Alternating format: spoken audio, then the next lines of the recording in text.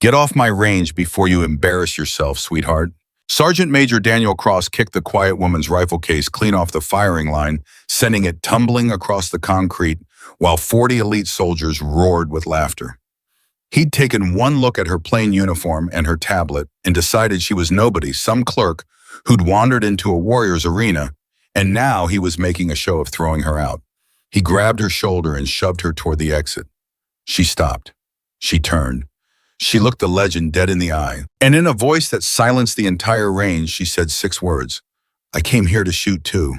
Before we go on, if you believe a person's worth should never be decided before they've had the chance to prove it, subscribe to this channel and stay with me all the way to the end, because this story turns in ways you will not see coming.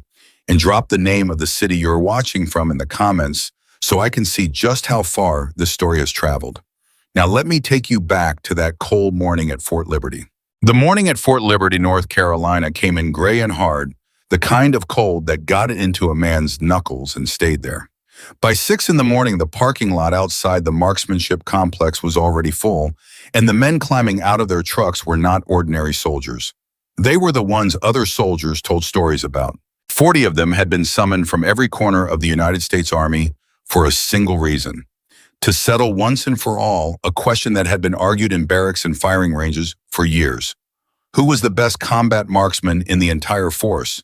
Not the best on paper, not the best in a magazine article. The best when it mattered, when the wind was wrong and the target was moving and a man's own heartbeat was the only thing between him and a miss. They came with reputations stitched into their skin. Special operations veterans who had done things in faraway countries that would never appear in any file. Competition champions with shelves of brass and glass back home. Snipers who had waited in the same position for 3 days without moving a muscle.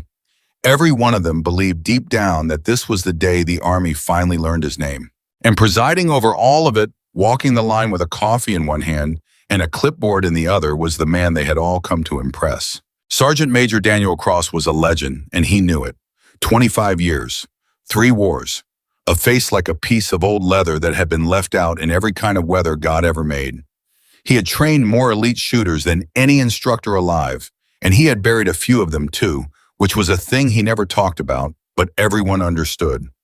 When Cross looked at a soldier, he claimed he could see the truth of the man in the first 3 seconds. The way he stood, the way he held his rifle, the way his eyes moved. Cross said he could smell greatness, and he said he could smell weakness, and he said the two never fooled him. That belief was the pride of his life. It was also, though he did not know it yet, the thing that was about to be taken apart in front of everyone he respected. Gather up, Cross called out, and 40 men formed a loose half circle around him. He looked them over the way a rancher looks over cattle, and there was affection in it, and challenge in it, and a little cruelty too. You all think you're here because you're good, he said. You're not. You're here because somebody somewhere wrote your name down and said, this one maybe. Maybe. That's all you are today. A maybe. By tonight, when one of you walks out of here as something more than no, maybe. The rest of you go home and think about what you did wrong. A few men chuckled. Most of them just stared straight ahead, jaws tight, wanting it. It was in that moment, while every man's attention was fixed on Cross, that a plain green sedan rolled quietly into the lot and parked at the far end away from the pickup trucks and the muscle cars. A woman got out. She wore a simple training uniform with no visible decorations, no swagger, no entourage. She carried a tablet under one arm and a rifle case in the other hand, and she walked toward the range the way a person walks into a building she has walked into 1,000 times before. No hurry, no hesitation. Nobody noticed her at first. When they finally did, they made the easiest assumption in the world. WeatherTech, muttered a broad-shouldered staff sergeant, glancing back at her. They always send somebody to read the wind for a thing like this. Or logistics, said another. Somebody's got to count the brass. They turned back around and forgot about her. Her name was Major Emily Carter, and every single man on that range had already decided who she was before she said a word. She set her case down at the far end of the firing line quietly, and she opened the tablet and she began to study something on the screen. Numbers, data. The men who glanced at her saw exactly what they expected to see: a technician doing technical things. It confirmed everything they already believed, and there is nothing a proud man loves more than being confirmed. Cross saw her too. And Cross, who trusted his first 3 seconds more than he trusted his own mother, filed her away without a second thought. Support staff, not a shooter. He was so certain of it that he didn't even bother to ask. That was his first mistake of the day. It would not be his last. The morning brief ran long. Cross laid out the format. There would be stages, he said, and each stage would be harder than the last, and the men who made errors would be eliminated without ceremony and without apology. This is not a participation event, he said. This is not a place for feelings. If you miss, you'll know it. If you flinch, I'll know it. And if you think you belong here and you're wrong, God help you, because I won't. Then he stopped. He had come to the part of the morning he enjoyed most. He set his coffee down on the rail, and he clasped his hands behind his back, and he walked slowly down the line, looking each man in the eye. Before we start, Cross said, I want to know something. I want to know who here believes right now, standing on this line, that he is the best marksman in this United States Army. Not one of the best. Number one. If that's you, step forward. It was a trap, and every experienced man knew it was a trap, and almost every one of them stepped forward anyway. Because that was who they were. Cross had built the question precisely to see who had the nerve to claim the thing out loud, and 38 men found the nerve. They took one hard step forward, boots striking the concrete almost in unison, and the sound of it was like a single crack of thunder. Cross smiled. That was what he wanted. He loved a room full of men who believed in themselves. He fed on it, but his eyes sweeping the line caught two people who had not moved. One was Staff Sergeant Ryan Mitchell, and he had not stepped forward for a reason that had nothing to do with fear. Ryan was young, maybe 29, with the easy confidence of a man who had already been called the best so many times that he no longer needed to claim it. He had multiple combat deployments. He held the base marksmanship record. Everyone there, including Cross, quietly assumed the whole evaluation was really just a formality to confirm what they already knew, that Ryan Mitchell was the finest shooter on the post. Ryan hadn't stepped forward because in his mind, stepping forward was for men who had something to prove. He had nothing to prove. He just stood there, relaxed, chewing a piece of gum, waiting for the noise to die down. The other person who had not moved was the woman with the tablet.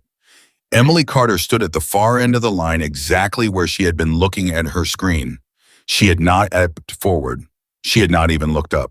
Cross saw her stillness and misread it completely. He read it as timidity. He read it as a support tech who knew she didn't belong among the warriors and had the good sense to stay in her lane. And because Cross was a man who had spent 25 years performing for an audience, and because 38 men had just given him exactly the show he wanted, he decided to have a little fun with the one person who hadn't played along. He walked toward her, slow, enjoying it. The whole line turned to watch. Ma'am, Cross said, and his voice was pleasant, almost gentle, which somehow made it worse. I appreciate you coming out to run the numbers for us today. When's gonna matter out here? He stopped in front of her. But I have to ask, everybody else on this line just told me they think they're the best in the Army. You didn't step forward. So I'm gonna guess you already know the answer to my question. This line right here, this is for real shooters. Maybe you came to analyze the shooting. That's fine. That's important work. But the coffee station is behind you if you get bored watching the men do the hard part. The laughter came fast and it came ugly. Some of it was full-throated. Some of it was that low, mean chuckle men do when they want to belong to the group that's laughing. One of the special operations guys clapped his hands together slowly, 3 times, mocking, and grinned. Emily Carter lowered her tablet. She did not look angry. That was the thing that a few of the sharper men noticed later when they replayed it in their heads. She did not blush. She did not stammer. She did not shrink. She looked at Sergeant Major Cross the way a school teacher looks at a child who has just said something foolish in front of the whole class, and she waited a full second, and then she spoke. I came here to shoot too. 6 words. Quiet, level. But something in the way she said them made the laughter stop faster than it had started. Cross tilted his head. Say again. I can shoot, Emily said. I'm on the roster the same as anybody else here. My name's on it. You can check. For just a moment, something crossed Cross's face. Not doubt exactly. More like irritation, the irritation of a man whose script had just gone off the rails. He had expected her to apologize, to laugh along, to say, "Oh no, Sergeant Major, I'm just here for the weather," and let him have his moment. She had done none of that. She had looked him in the eye and told him calm as still water that she belonged. He recovered fast the way legends do. "Well," Cross said, spreading his arms to the crowd, "the roster's the roster. If your name's on it, your name's on it. But I'll tell you what, Major." He said the rank like it was a joke, like it was a costume she was wearing.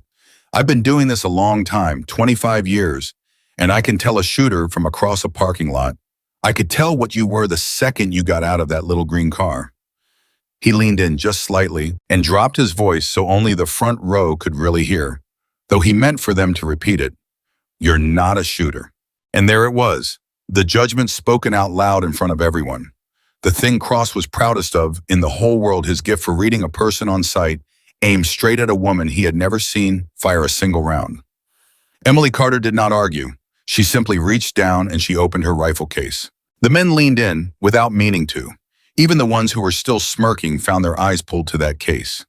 There is something about a shooter opening a case that quiets a range, an old instinct, a respect that runs deeper than any personality. And when the lid came up, a few of the more experienced men stopped smirking entirely. Because the rifle inside was not a technician's rifle. It was not a loaner, not a range gun, not a thing somebody grabbed off a rack. It was a working weapon worn in all the right places and cared for in all the right places, the kind of rifle that only lives in the hands of someone who has put 10,000 rounds through it and knows every quirk of it like the sound of their own name. The wear on it told a story, and a couple of the snipers in the crowd, men who had spent their whole lives around such tools, read that story and felt a cold little drop in their stomachs. "That's not a support weapon," one of them said quietly to the man beside him. Cross saw it too. He was too good not to see it. And for 1/2 of 1 second, the certainty in his face wobbled. Then his pride reached out and grabbed the wheel and steadied it, because a man does not throw away 25 years of being right on account of a well-used rifle. Lots of people had nice rifles. That didn't make them shooters. He'd seen 100 fools with beautiful guns. "All right, Major," Cross said. And now the pleasantness was gone and something harder had taken its place. "You want to be on this line? You're on this line. But understand something, I don't do special treatment. Not for rank, not for anybody. You shoot the same course as these men, and you get judged the same way, and if you can't cut it, you go home the same as anybody else who can't cut it. That worked for you." "That's all I ever wanted," Emily said. There was a beat of silence, and in that silence, Ryan Mitchell, who had been watching the whole exchange with his arms crossed and a faint smile on his face, quietly stopped chewing his gum. He couldn't have told you why. Something about the way the woman said, "That's all I ever wanted." There was no bravado in it, none of the swagger. The rest of them wore like a second uniform.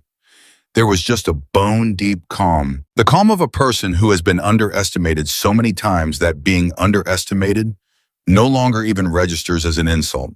It's just weather, you wait it out. Ryan uncrossed his arms and looked at her a little longer than the others did. Cross clapped his hands. "Enough, we're burning daylight. First stage. Everybody rack up. Major Carter, you'll shoot in the rotation with everyone else.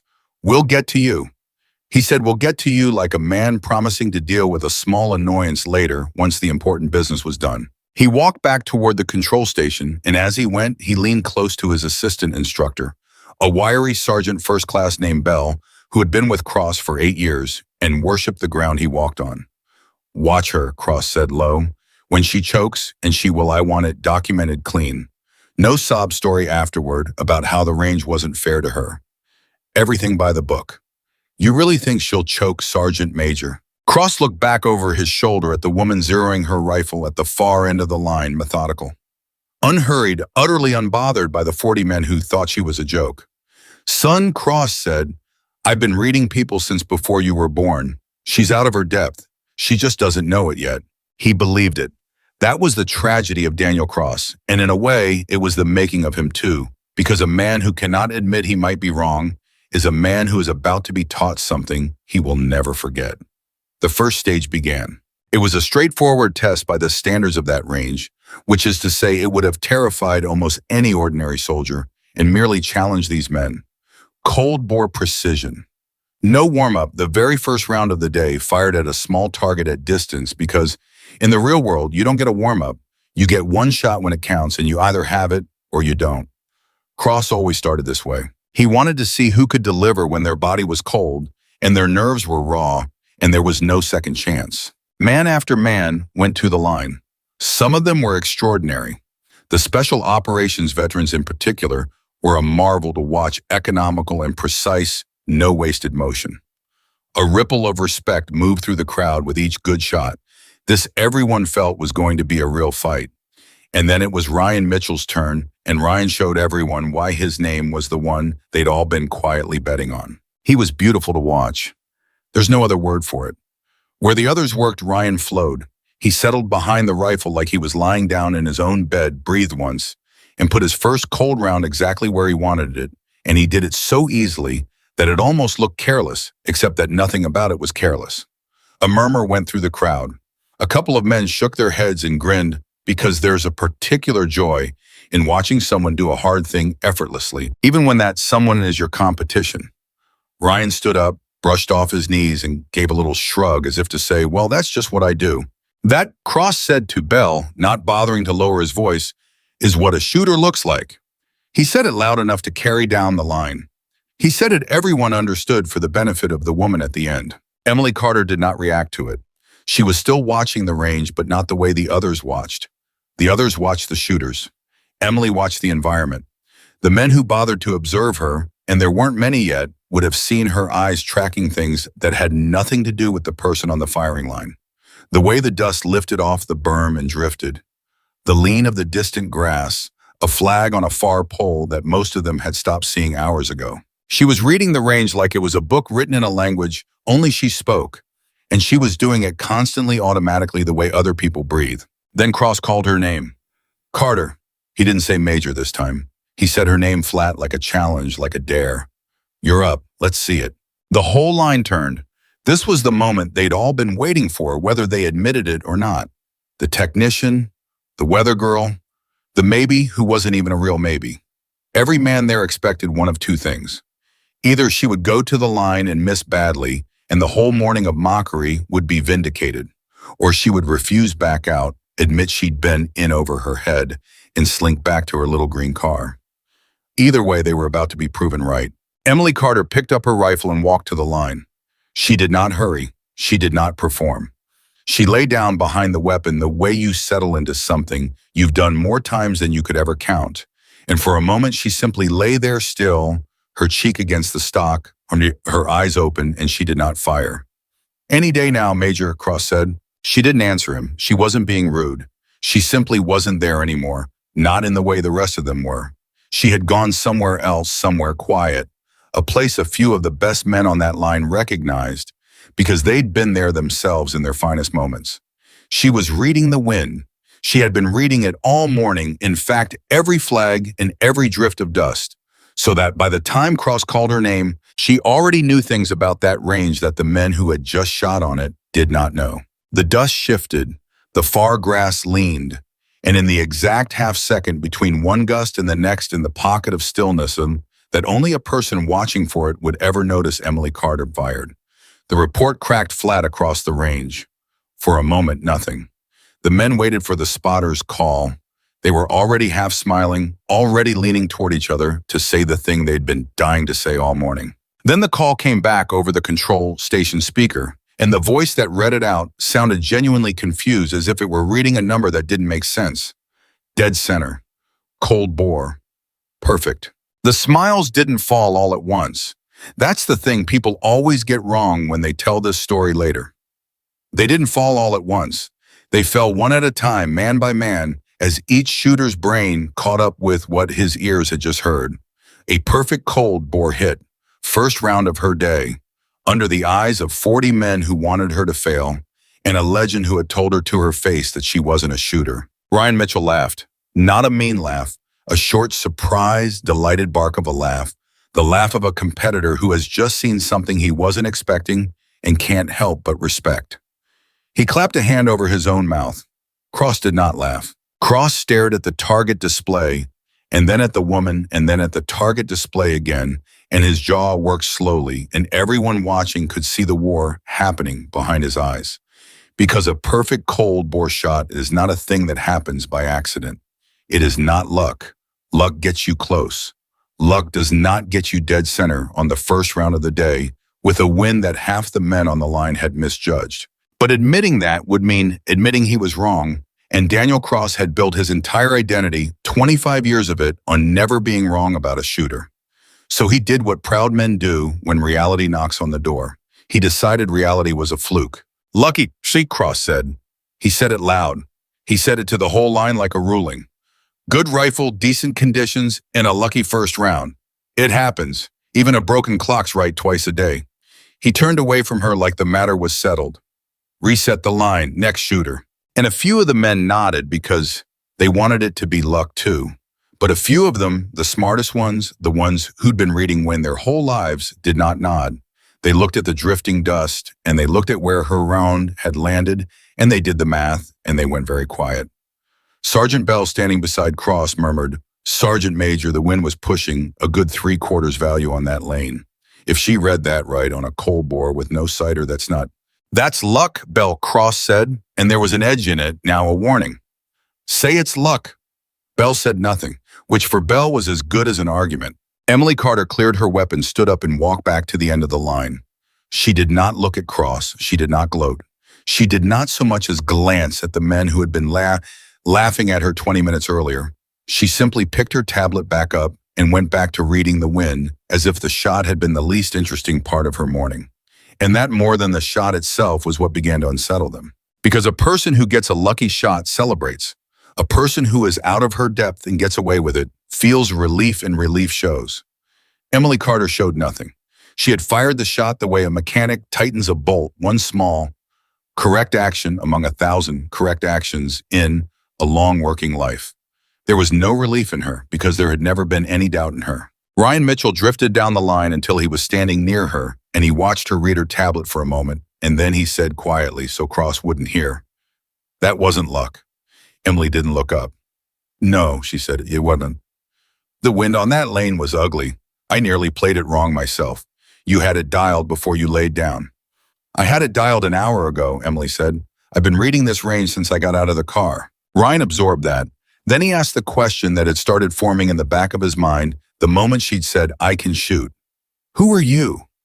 For the first time, Emily Carter looked up at him. She studied his face, the honest curiosity in it, the absence of the mockery she'd swum through all morning, and something in her eased just slightly. "I'm exactly who the roster says I am," she said.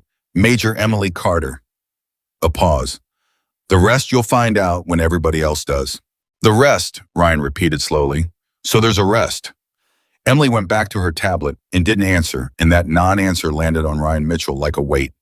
Because it meant this quiet woman with the worn rifle and the impossible cold bore shot was not what she appeared to be, and she knew she was not what she appeared to be, and she had chosen for reasons of her own to walk onto that range disguised as the least important person in the building. Ryan looked back down the line at Cross, who was busy running the next shooter, and busy very deliberately not looking at Emily and Carter.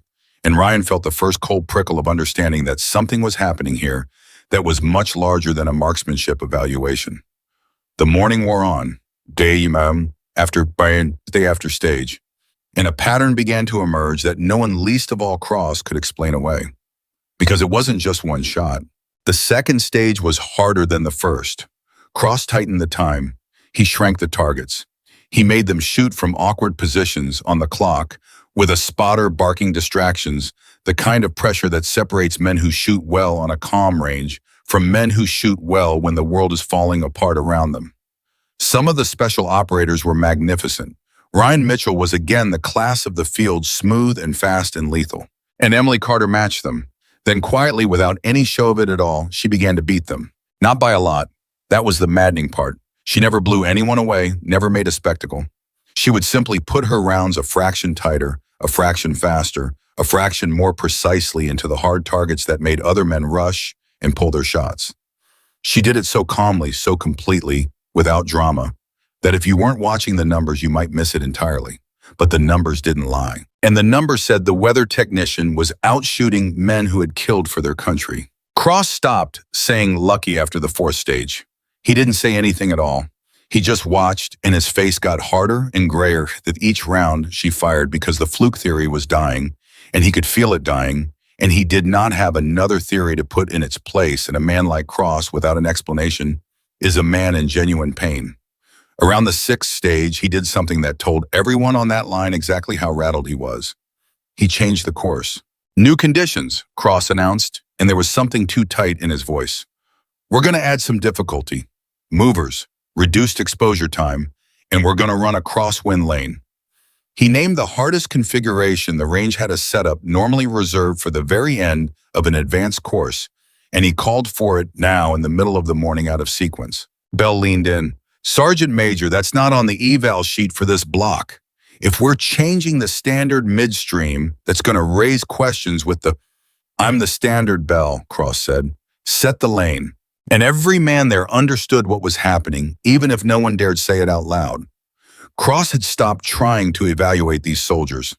Cross had started trying to break one soldier in particular. He was reaching for harder and harder challenges, not to find the best marksman, but to find the wall that Emily Carter would finally slam into the moment she'd fail so that he could point at it and say, there, see, I told you I read her right the whole time. He wanted the miss. He needed the miss. His entire sense of himself was riding on the miss. The other shooters ran the brutal new lane. It ate several of them alive.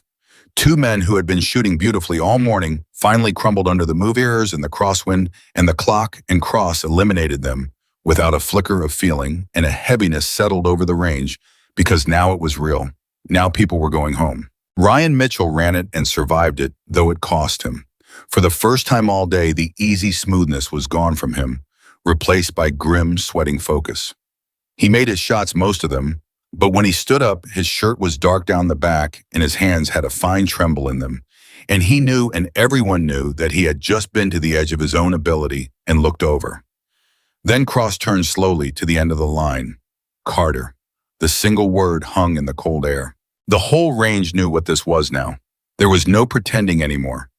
This was a man with 25 years of pride, hunting for the moment that would let him keep it. This was the legend cornered by his own certainty, betting everything on a stranger's failure. 40 men held their breath, and even the ones who had laughed at her that morning found that they no longer wanted her to fail. Because there was something in the way Cross was hunting her that had begun to feel wrong, like watching a big man corner a small one and call it fair. Emily Carter set down her tablet. She picked up her rifle, and she walked to the line to shoot the hardest lane on the range, the lane built to break elite men, the lane Cross had summoned out of order and out of spite for one reason and one reason only, to prove that he had been right about her all along. She laid down behind the rifle. She settled her cheek against the stock. And she went to that quiet place, the one only the very best ever find, while a legend stood 10 feet behind her, praying to see her fail. The first mover appeared, and Emily Carter did not rush, and she did not panic, and in the pocket of stillness that only she could see, she began to fire. The first mover swung into view, and before it had even settled into its arc, Emily Carter's rifle spoke, and the round took it dead in the kill zone. Nobody clapped. It was too fast to clap. A second target dropped down at a different distance, exposed for barely a heartbeat, and she rolled her aim onto it and fired again and again. The spotter's screen lit up with a hit, and the crowd of 40 men who had spent the whole morning waiting for this woman to fail felt the ground shift under their certainty. Sergeant Major Cross stood 10 feet behind her, and his lips were pressed into a thin white line, and he was counting her hits, waiting for the miss. The crosswind on that lane was vicious, a full value gust that came and went without warning, the kind of wind that had humbled two good men not 20 minutes earlier. And Emily Carter was shooting through it like it wasn't there. A third target, a fourth. The exposure times were down to almost nothing now. Targets flashing up and dropping away faster than most people could even find them in a scope. And she was finding them and killing them with a rhythm that never broke, never hurried, never so much as stuttered. Crack, pause, crack, pause. Each shot the same weight as the last, each one dead center. That's 6, Bell whispered. He wasn't whispering to Cross anymore. He was whispering to himself the way a man does when he's watching something he'll be telling his grandchildren about. 6 for 6, on the movers. Sergeant Major, nobody runs this lane 6 for 6. Cross didn't answer. Cross couldn't answer because the thing he had built this whole brutal lane to produce the miss, the crack in her, the vindication of his 25 years of never being wrong, was not coming. It was simply not coming. And with every clean hit, the story he had been telling himself all morning got a little harder to keep telling. The last target dropped and the buzzer sounded and the lane went still. For a moment, there was no sound at all on that range except the wind in the far grass. Emily cleared her weapon, safed it, and stood up, and she did it all with the same unhurried economy she'd shown since the moment she stepped out of that little green car. No fist pump, no grin. She might have just finished folding laundry. Then the control station voice came over the speaker, and it read out her score for the hardest lane on the range, and the number was perfect. Not almost perfect. Perfect. A clean run of the course that had eaten elite operators alive that very morning. And that was when Ryan Mitchell started to laugh again. That same helpless, delighted bark. Except this time he didn't cover his mouth. This time he just let it out, and he turned to the man next to him and said loud enough for half the line to hear, "You saw that, right? Tell me you saw that. I need somebody to tell me I didn't imagine it." The man next to him, a grizzled sniper who had not smiled in 3 hours, said quietly, "I saw it. I still don't believe it." Cross heard all of it, and something inside him, some proud and rigid thing that had held its shape for a quarter of a century, began to bend. He walked forward, past Emily, up to the control station. He leaned over Bell's shoulder and looked at the raw data himself, the wind calls, the timing, the impact points, all of it, because he needed to see it with his own eyes. He needed to find the trick, the fluke, the asterisk that would let him keep believing what he wanted to believe. There was no asterisk. "Run it again," Cross said. Bell blinked. "Sergeant Major, the data. Run it again. Check the sensors. Something's off." Bell checked it again. He checked the wind sensors, the target timing, the impact registration, every input the system had. And then he straightened up and turned around, and there was an apology in his face before he even spoke, because he knew this was the last thing his mentor wanted to hear. "Sensors are clean, Sergeant Major. The data's real." She shot it clean. A pause. "Better than clean. Her splits are faster than anybody who's ever run this lane. Faster than the record." The word record landed on that range like a dropped weight. Faster than the record. And everyone on that line knew whose record it was. Everyone turned almost as one and looked at Ryan Mitchell, because the record on that lane belonged to him, had belonged to him for 2 years, was the very thing that had made him the man they'd all been quietly betting on that morning. Ryan felt every eye land on him. And here is where the story could have gone, the ugly way, the way most stories go, with the champion's face curdling and the excuses starting and the resentment flooding in. That's what the crowd half expected. That's what Cross, in his cornered pride, was almost hoping for, one more soldier to stand with him against this impossible woman. Instead, Ryan Mitchell threw back his head and laughed, and then he walked right down the middle of that firing line with every eye on him, straight up to Emily Carter, and he stuck out his hand. "Staff Sergeant Ryan Mitchell," he said. "That was the best shooting I have ever seen in my life, and I've seen a lot. You just broke a record I bled for, and I have never been happier to lose anything." He shook her hand hard, both of his wrapped around hers. "Whoever you are, ma'am, it is an honor." Emily looked at him, and for the second time that morning, something in her guarded expression eased. Because Ryan Mitchell had just done in front of 40 men the thing that almost no one ever does. He had watched somebody be better than him at the one thing he was best at in the whole world, and instead of hating her for it, he had honored her for it. And Emily Carter, who had spent a career being underestimated and resented, and quietly resented in return, did not quite know what to do with that. "Emily Carter," she said, "and you shoot beautifully, Staff Sergeant. You made me work for it." That did something to Ryan. You could see it. That a woman who had just outshot every man on the range said he made her work for it, and he could tell she meant it, that it wasn't charity that was worth more to him than the record he'd just lost. But Sergeant Major Cross was not laughing, and Sergeant Major Cross was not shaking anyone's hand. He stood at the control station with the clean, undeniable, impossible data glowing in front of him, and he felt something he had not felt in 25 years. He felt lost. And a man like Daniel Cross does not know how to sit inside the feeling of being lost. It has no place to live inside him. So it turned the way it always turns, in a proud man, into anger. "All right," Cross said, and his voice cut across the range and killed Ryan's smile and every other smile with it. "That's enough. Everybody thinks we just watched a miracle. We didn't. We watched a good shooter on a good day with a good rifle, that's all. This is the Army, not a magic show, and this evaluation is not over." He walked out onto the line and he stopped in front of Emily, and this time there was no false pleasantness in his voice at all. This time it was pure cold challenge. You've had it easy, Major. Known distances, known conditions. A range you've been reading since dawn by your own admission. That's not combat. That's a gymnasium. He leaned in. You want me to believe you're a shooter? Real shooters don't get to read the room. Real shooters get thrown into hell with no warning and have to solve it in the dark. So here's what we're going to do. Bell's head came up. Sergeant Major, we're going to shadow range. The words hit the line like a physical thing. A murmur went through the crowd, low and stunned, and it was not a happy murmur.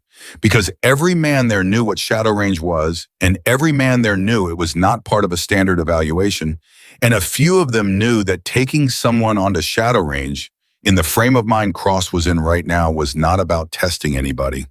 It was about breaking somebody. Shadow range was the thing the base whispered about. It was the graveyard.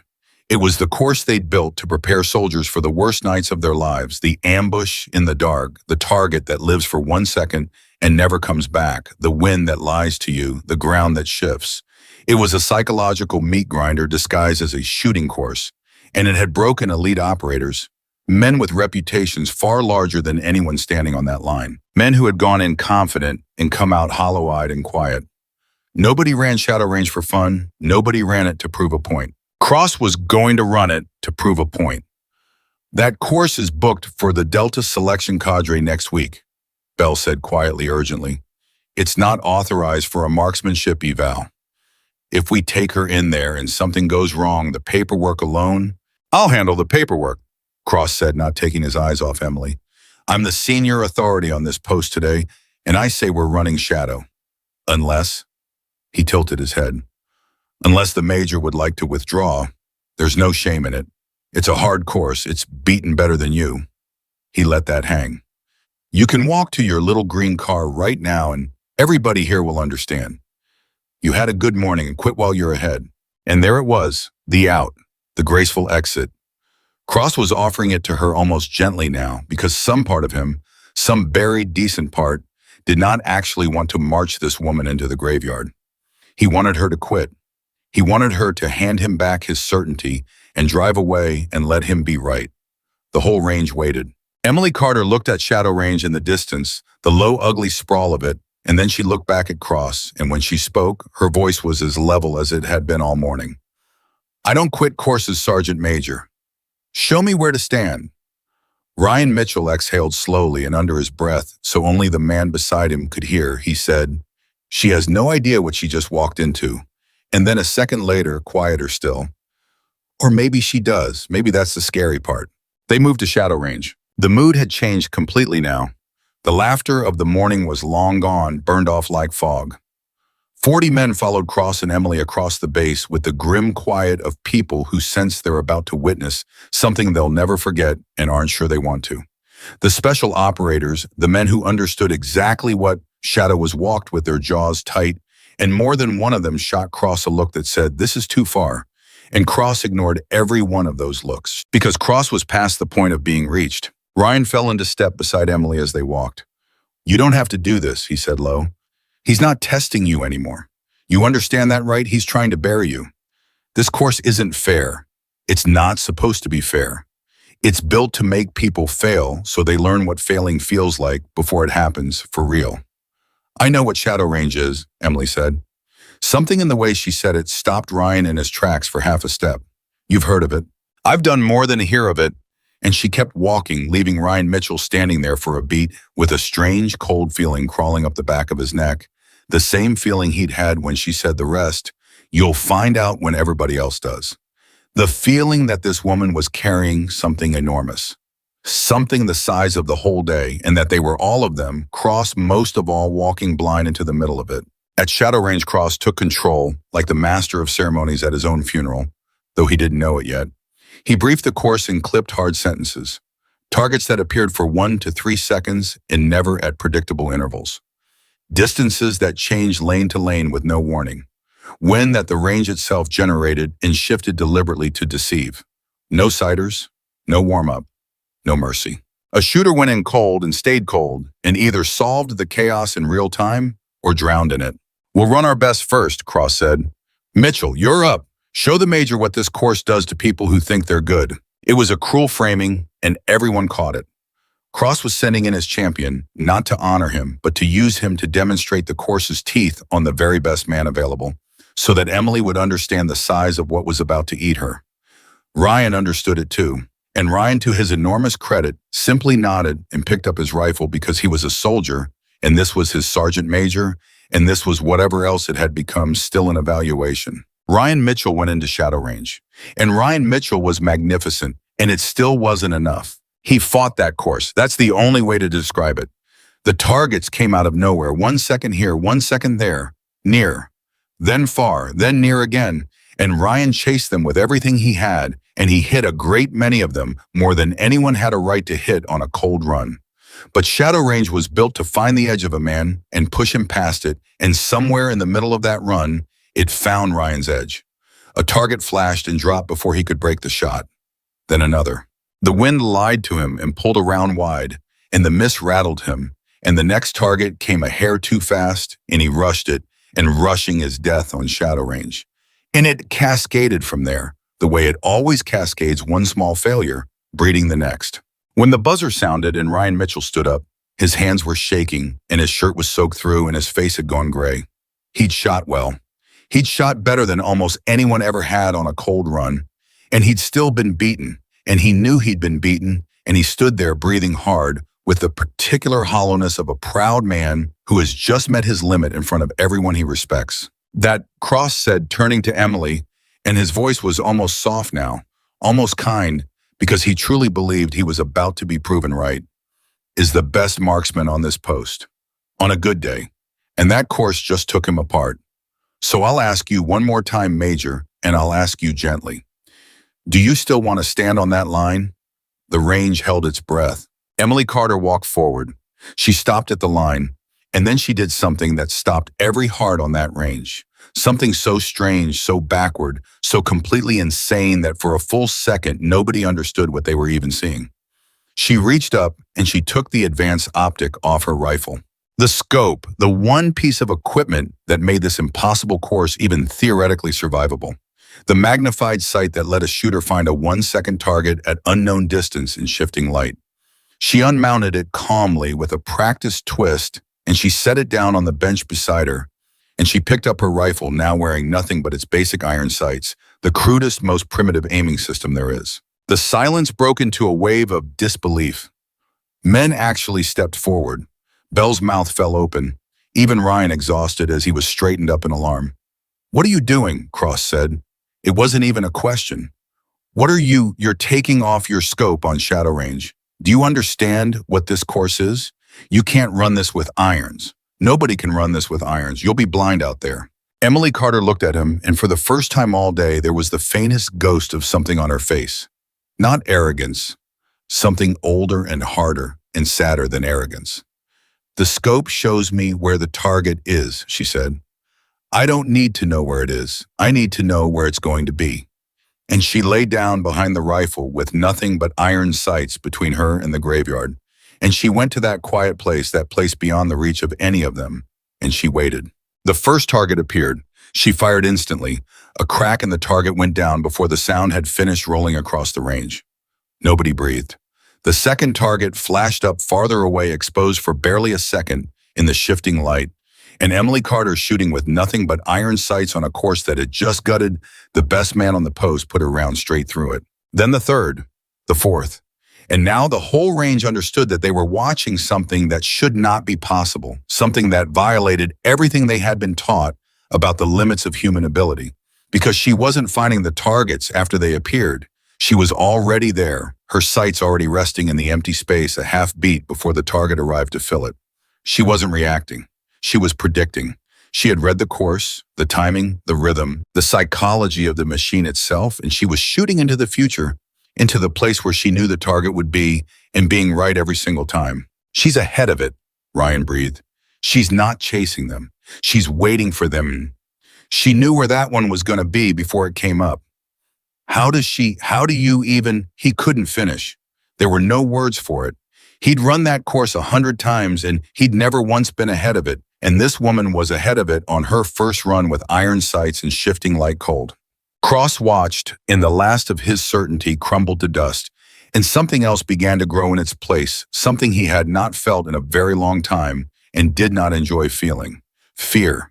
Not fear of her, fear of himself. Because with every impossible shot she made, the question got louder and louder in the back of his skull. The question he had been out running all morning. If I was this wrong about her, what else have I been wrong about? 25 years of trusting my gut. 25 years of reading men in 3 seconds and sending them forward or sending them home. How many of them did I read wrong? How many did I break? Who should have been built up?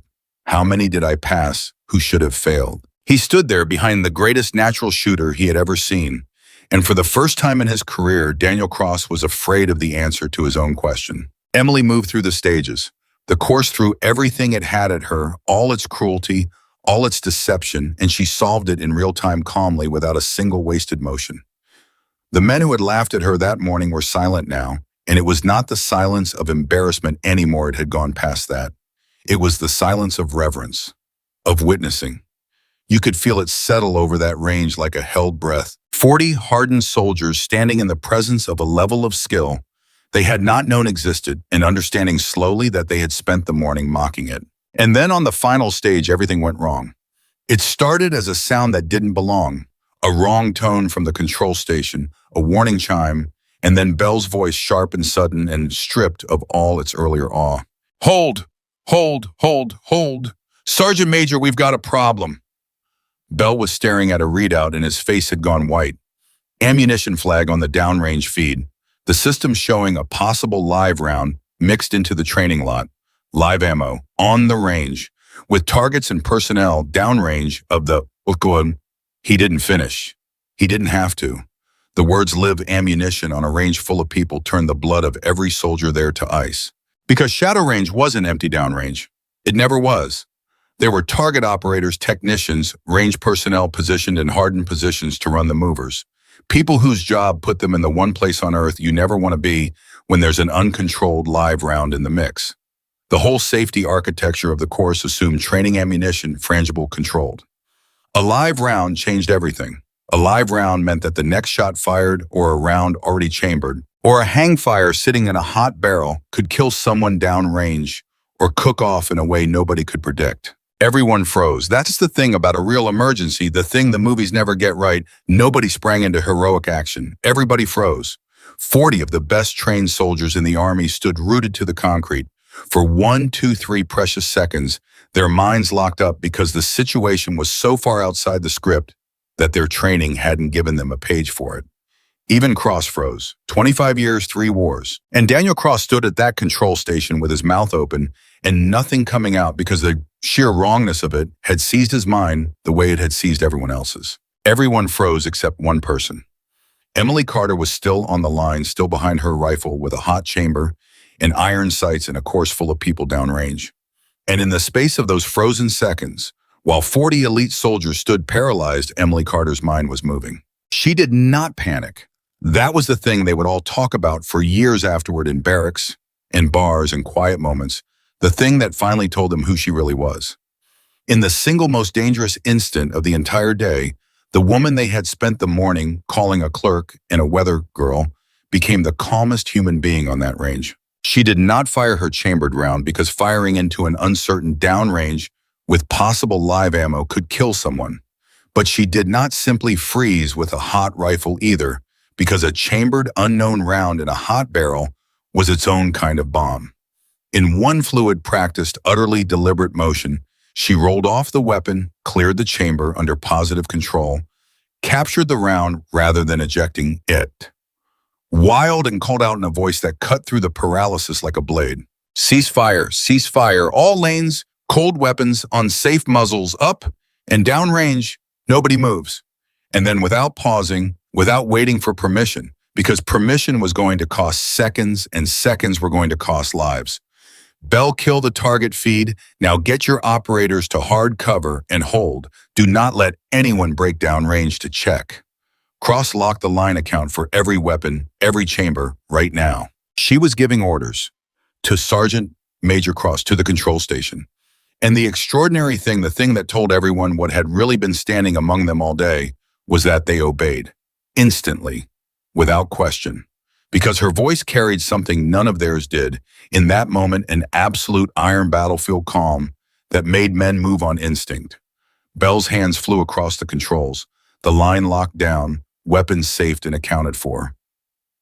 The paralysis broke, and it broke because one person refused to be paralyzed, and that one person was the officer Cross had tried to throw off his range at dawn. Within 90 seconds, it was contained. The downrange personnel were secure in hard cover. Every weapon on the line was cleared and accounted for. The suspect round the one Emily had captured under control rather than firing or ejecting blind was bagged and isolated for the ordnance team. Nobody was hurt. Nobody was even scratched. What could have been the worst day in the history of Fort Liberty became a near miss, a story of disaster avoided, and it became that for exactly one reason. Because when everyone else froze, Emily Carter thought, the range stood in stunned, ringing silence. The emergency was over.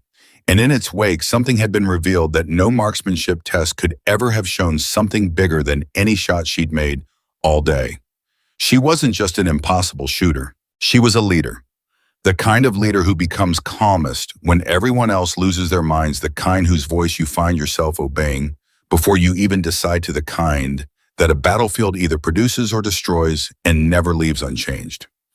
And she had shown it not on a scoreboard, but in the one moment that actually mattered. The moment when lives were on the line and the clock was running, and the only thing between people living and dying was whether somebody in the chaos could keep their head. Ryan Mitchell stood there staring at her, and he was not thinking about records anymore, or scores, or who the best marksman was. He was thinking about the fact that if that live round emergency had happened for real, in a real war with real bullets, the person he would want standing next to him, the person he would follow into the dark, was not any of the decorated operators around him. It was her, this quiet woman in the plain uniform. And he understood finally and completely that everything they had all assumed about her that morning had been not just wrong, but backward, the exact opposite of the truth. Cross had not moved. Cross was staring at Emily Carter with an expression that had passed all the way through disbelief and out the other side into something that looked almost like grief. Because Daniel Cross had spent his entire adult life believing he could recognize greatness on sight. It was his pride. It was his identity. It was the thing that made him Daniel Cross. And that morning, greatness had walked through his gate in a plain uniform carrying a tablet, and he had looked at it with all 25 years of his hard-won instinct, and he had seen a clerk. He had mocked it. He had tried to throw it off his range. He had hunted it across a graveyard trying to make it fail. And then it had picked up the whole day in one hand and saved every life on that range while he stood frozen and useless at his own control station. He had been wrong, not a little wrong, completely catastrophically at the very core of himself wrong, and a man cannot survive being that wrong about the one thing he was proudest of without something inside him breaking, and something inside Daniel Cross was breaking right there in front of 40 men in the ringing silence after the emergency. He opened his mouth to say something. An apology maybe, an explanation, anything. But before he could get a word out, a black staff car came through the gate of a shadow range moving fast, and it stopped hard, and a full colonel got out, and the colonel had a folder in his hand and a look on his face that said everything on this range was about to change again. And Cross, who had thought this day could not possibly hold one more shock, felt the ground shift under him one final time. The black staff car had barely stopped rolling before the door swung open. And the moment the colonel's boots hit the concrete, every soldier on shadow range snapped to attention out of pure reflex, 40 spines going straight at once, because the eagle on his collar left no room for anything else. But Colonel Marcus Hayes did not look at a single one of them. He walked straight past the rows of the Army's finest without so much as a glance, and he walked toward the one person on that range who had not come to attention. Emily Carter. She just nodded at him, tired, familiar, the way you nod at a man you've stood beside in bad places. Colonel Hayes. Major Carter? Hayes stopped a few feet from her. His eyes dropped to the evidence bag on the bench, to the single captured round sitting inside it, and then swept the lockdown range, the safed weapons, the pale faces, and when he spoke again, his voice had gone flat and cold and very controlled. The control system pushed me an emergency flag on my way through the gate. Live round in a training lot. Personnel downrange. He looked back at her. Tell me nobody's dead. Nobody's dead, Emily said. Nobody's hurt. It's contained. Ordnance needs to sweep every lot on this post before another round goes downrange anywhere, but the immediate threat is over. Because of you. Because everyone did their jobs the second somebody told them what to do. Hayes held her eyes a beat longer than was comfortable, and something moved between the two of them that nobody else on that range could read: a history, a weight, a knowledge shared. Then he turned slow, and for the first time he let himself look at the rest of them, at the rows of decorated men, at Ryan Mitchell, gray-faced and soaked through from shadow range, and at Sergeant Major Daniel Cross standing rigid at his own control station like a man watching his house catch fire. Now, Hayes said, and he dropped his voice, which somehow made it land harder than any shout. One of you is going to explain to me why an unauthorized live round found its way into a training lot on a course that isn't even scheduled for a marksmanship evaluation this week. Nobody said a word. I'll be honest with all of you, Hayes went on, and he began to walk slow down the line. I did not drive out here this morning because of a live round. I didn't know about the round until I hit your gate 12 minutes ago. I came out here for a completely different reason. And now that I'm standing on this range staring at a live round that has no business existing, I'm starting to think that the thing I came here for and the thing that just about killed your downrange crew are the same thing. He stopped in front of Cross. The exact same thing. Cross found his voice and it came out rougher than he wanted. Sir, with respect, what thing? I don't understand what's happening on my range. Colonel Hayes turned and faced him squarely. There was no cruelty in it, but there was no softness in it either. Sergeant Major Daniel Cross, 25 years, 3 wars. I know precisely who you are. Your name on this post is a mountain. That's exactly why I'm going to need you to stand still and listen very carefully to what I'm about to say. Because some of it is going to be hard, and one part of it is going to reach back and change how you understand the last 3 years of your life. The last 3 years of your life. The phrase moved through Cross like a slow, cold current. He didn't move. He couldn't. Because the sick feeling that had started the moment Emily peeled the scope off her rifle, the feeling that he had been catastrophically wrong about something enormous, was blooming now into a certainty that he was about to learn exactly how enormous. Sir, the Cross said, and every ounce of command had drained out of his voice. Who is she? Hayes glanced at Emily. You want to tell them, or should I? You tell it, Emily said quietly. They'll believe it more coming from that eagle than from the weather girl. And across the range, Ryan Mitchell flinched. The weather girl. She'd heard it. Of course she'd heard it. She'd heard every syllable of it all morning, every joke, every laugh, every crack about the coffee station, and she'd swallowed all of it without a flicker. And now she handed it back to them in 3 dry words, and it cut deeper than any anger could have. A couple of the men who'd laughed the loudest that morning found they couldn't look at her. Colonel Hayes drew a breath and he began to speak, and as he spoke, the entire day turned itself inside out. Major Emily Carter is not a competitor in your evaluation. She is not a technical observer. And she is not Sergeant Major, a clerk, or a logistics tech, or a weather girl, or whatever it was you decided she was in the 3 seconds it took her to climb out of her car this morning. His eyes cut to Cross, sharp as a blade. She is the officer who wrote the precision marksmanship doctrine that better than half the men standing on this range were trained on. The murmur that rolled through the crowd was almost a physical thing, a shudder passing shoulder to shoulder down the line.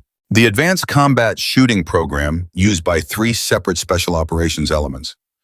Hayes continued, relentless now. The one some of you passed selection on, the one that taught you to read wind and predict movers and put rounds past the theoretical limits of your own equipment. She built it from nothing. 11 years of her life, every method you have spent your careers mastering, she wrote. When you shoot the way you shoot, gentlemen, you are speaking the language this woman invented out of thin air. Ryan Mitchell felt the ground tilt under him. He'd gone through that program. He'd bled through it, thrown up on the side of a mountain over it, earned every certificate the hard way. It had built him into the shooter. He was the shooter with the records, the shooter every man on that range had quietly been betting on at dawn. And the woman who had just broken his record with iron sights, the woman he'd watched shoot into the future on Shadow Range, was the person who'd written the book he'd learned all of it from. That's why, Ryan said, and his voice cracked and he didn't care. That's why she was ahead of the course on Shadow. She wasn't reacting to it. She designed the philosophy that whole course is built to test. She knew how it thinks because she taught it how to think. Now you're catching up, Staff Sergeant, Hayes said not unkindly. But Cross had gone very still and very pale because the horror was arriving in him in waves, and each wave was bigger than the last. He hadn't just mocked a talented shooter. He hadn't just misjudged a capable officer. He had stood on his own range in front of 40 men and told the architect of American precision marksmanship to her face that she wasn't a real shooter. He had tried to send the woman who wrote the doctrine to the coffee station for not belonging among warriors. The scale of it made him physically unsteady, and he reached out and gripped the edge of the control station to keep his hand from shaking. But, Cross said, and his voice broke, and he hated that it broke, if she's who you say she is, if she's all of that, then why? Why would she drive up here in a beat-up sedan in a bare uniform and stand on my line and let all of us? He couldn't say it. Let you humiliate her, Hayes finished for him, flat and merciless. Let you laugh at her. Let you march her onto shadow range to try and break her in front of a crowd. Why would a woman of her rank and reputation let a room full of men treat her like she was nothing? He nodded slowly. That sergeant major is the part that reaches back and changes the last 3 years. Because she didn't come here to win your evaluation. She came here to investigate it. The word investigate dropped into the silence like a stone into a deep well, and everyone heard how far it fell. Sir, Bell said from the control station, and his voice was shaking now. Investigate what? Hayes looked at Emily, and this time she stepped forward and took it over because this part was hers to carry, and you could see in her face what it cost her to carry it. 14 months ago, Emily said, a team went out, a real mission, overseas. The where and the what are classified, and they'll stay that way. Here's what I can tell you. 4 men on that team were carrying advanced marksmanship qualifications.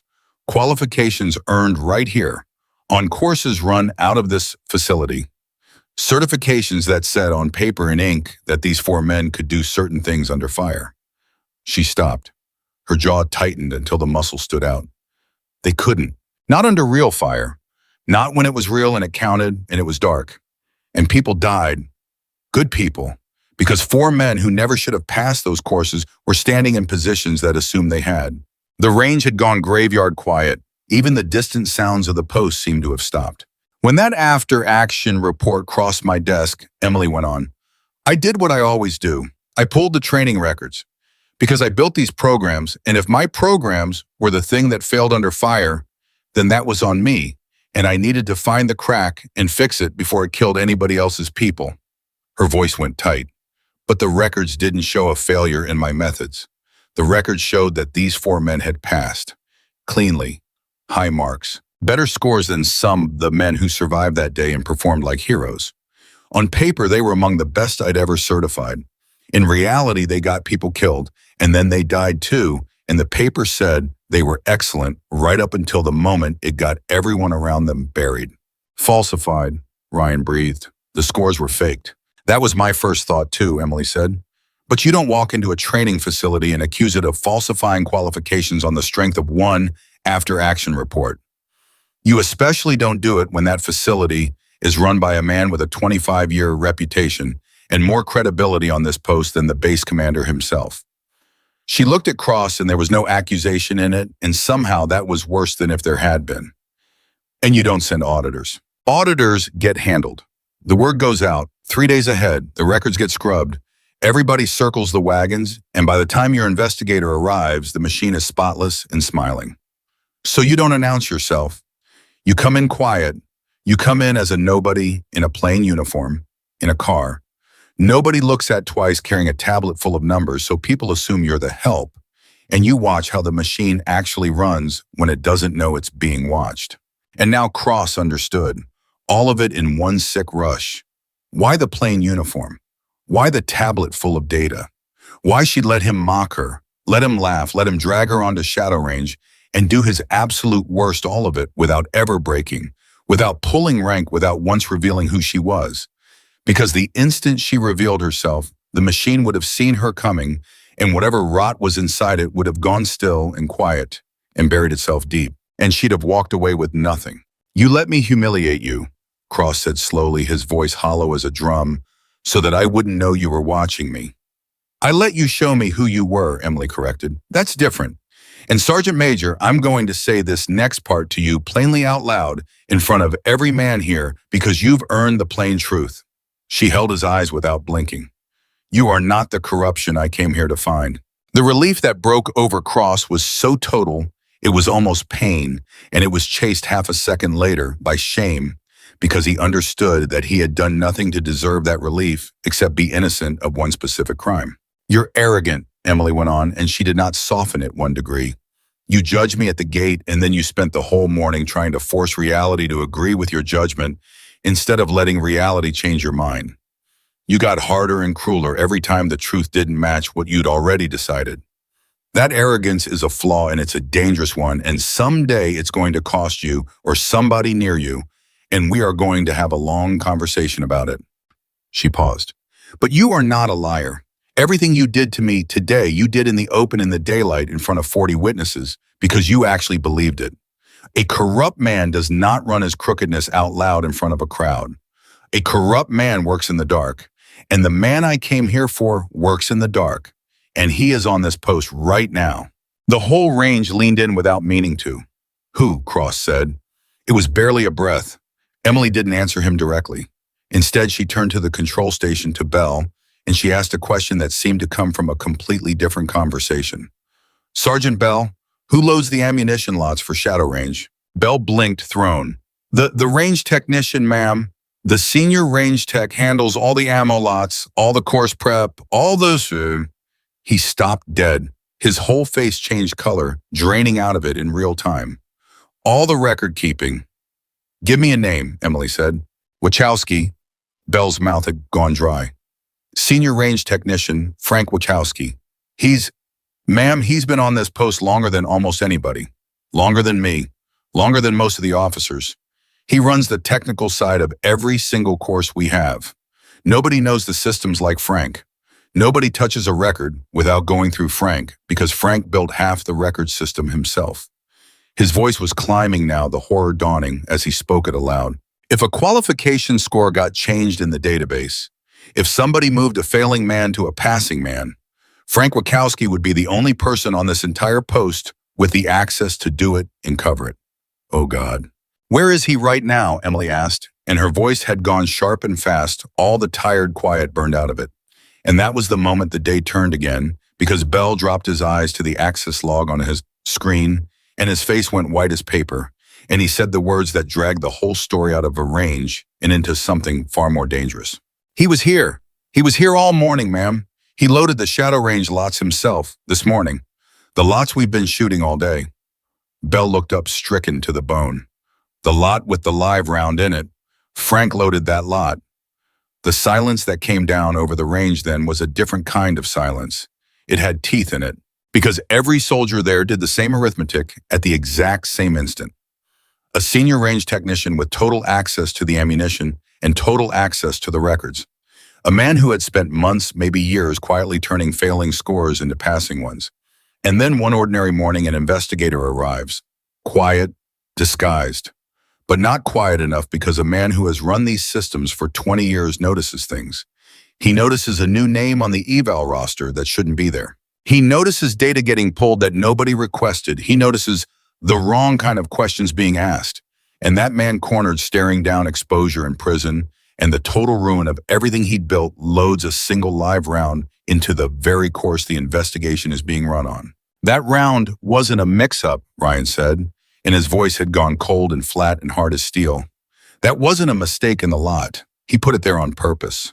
He put it there, Emily agreed quietly, either to create chaos and burn the whole day down so nobody could dig, or to make sure that whoever was investigating him had a nice clean accident on the range. A tragic, unfortunate, completely deniable accident. A live round slips into a training lot. It happens. Terrible tragedy. Nobody's fault. Investigation over because the investigator's in a box. Her eyes had gone to flint, except it didn't work, because nobody fired it, because we caught it. And now Frank Wachowski knows it didn't work, which means Frank Wachowski knows the walls are coming down on him, and he's somewhere on this post right now, and he is completely out of options. And I'll tell you all something I learned the hard way in places I can't talk about. A man out of options is the single most dangerous animal there is. Where is Wachowski now? Colonel Hayes snapped at Bell. Bell was already typing, hammering the keys, his hands shaking so badly he had to redo it twice. He badged out. He badged out of the control system 11 minutes ago, right around when the live round flag went up. He stared at the screen and his face went slack with a whole new dread. Colonel, his last action before he badged out. He didn't just leave, he pulled the master records, the full qualification database. 3 years of it, every score, every certification, every change log, and then he wiped his local terminal down to nothing. He's running, Hayes said. He's not just running, Emily said, and she was already moving, already scanning the open ground, already 3 steps ahead, the same way she'd been 3 steps ahead when the live round flag came up. Think about it.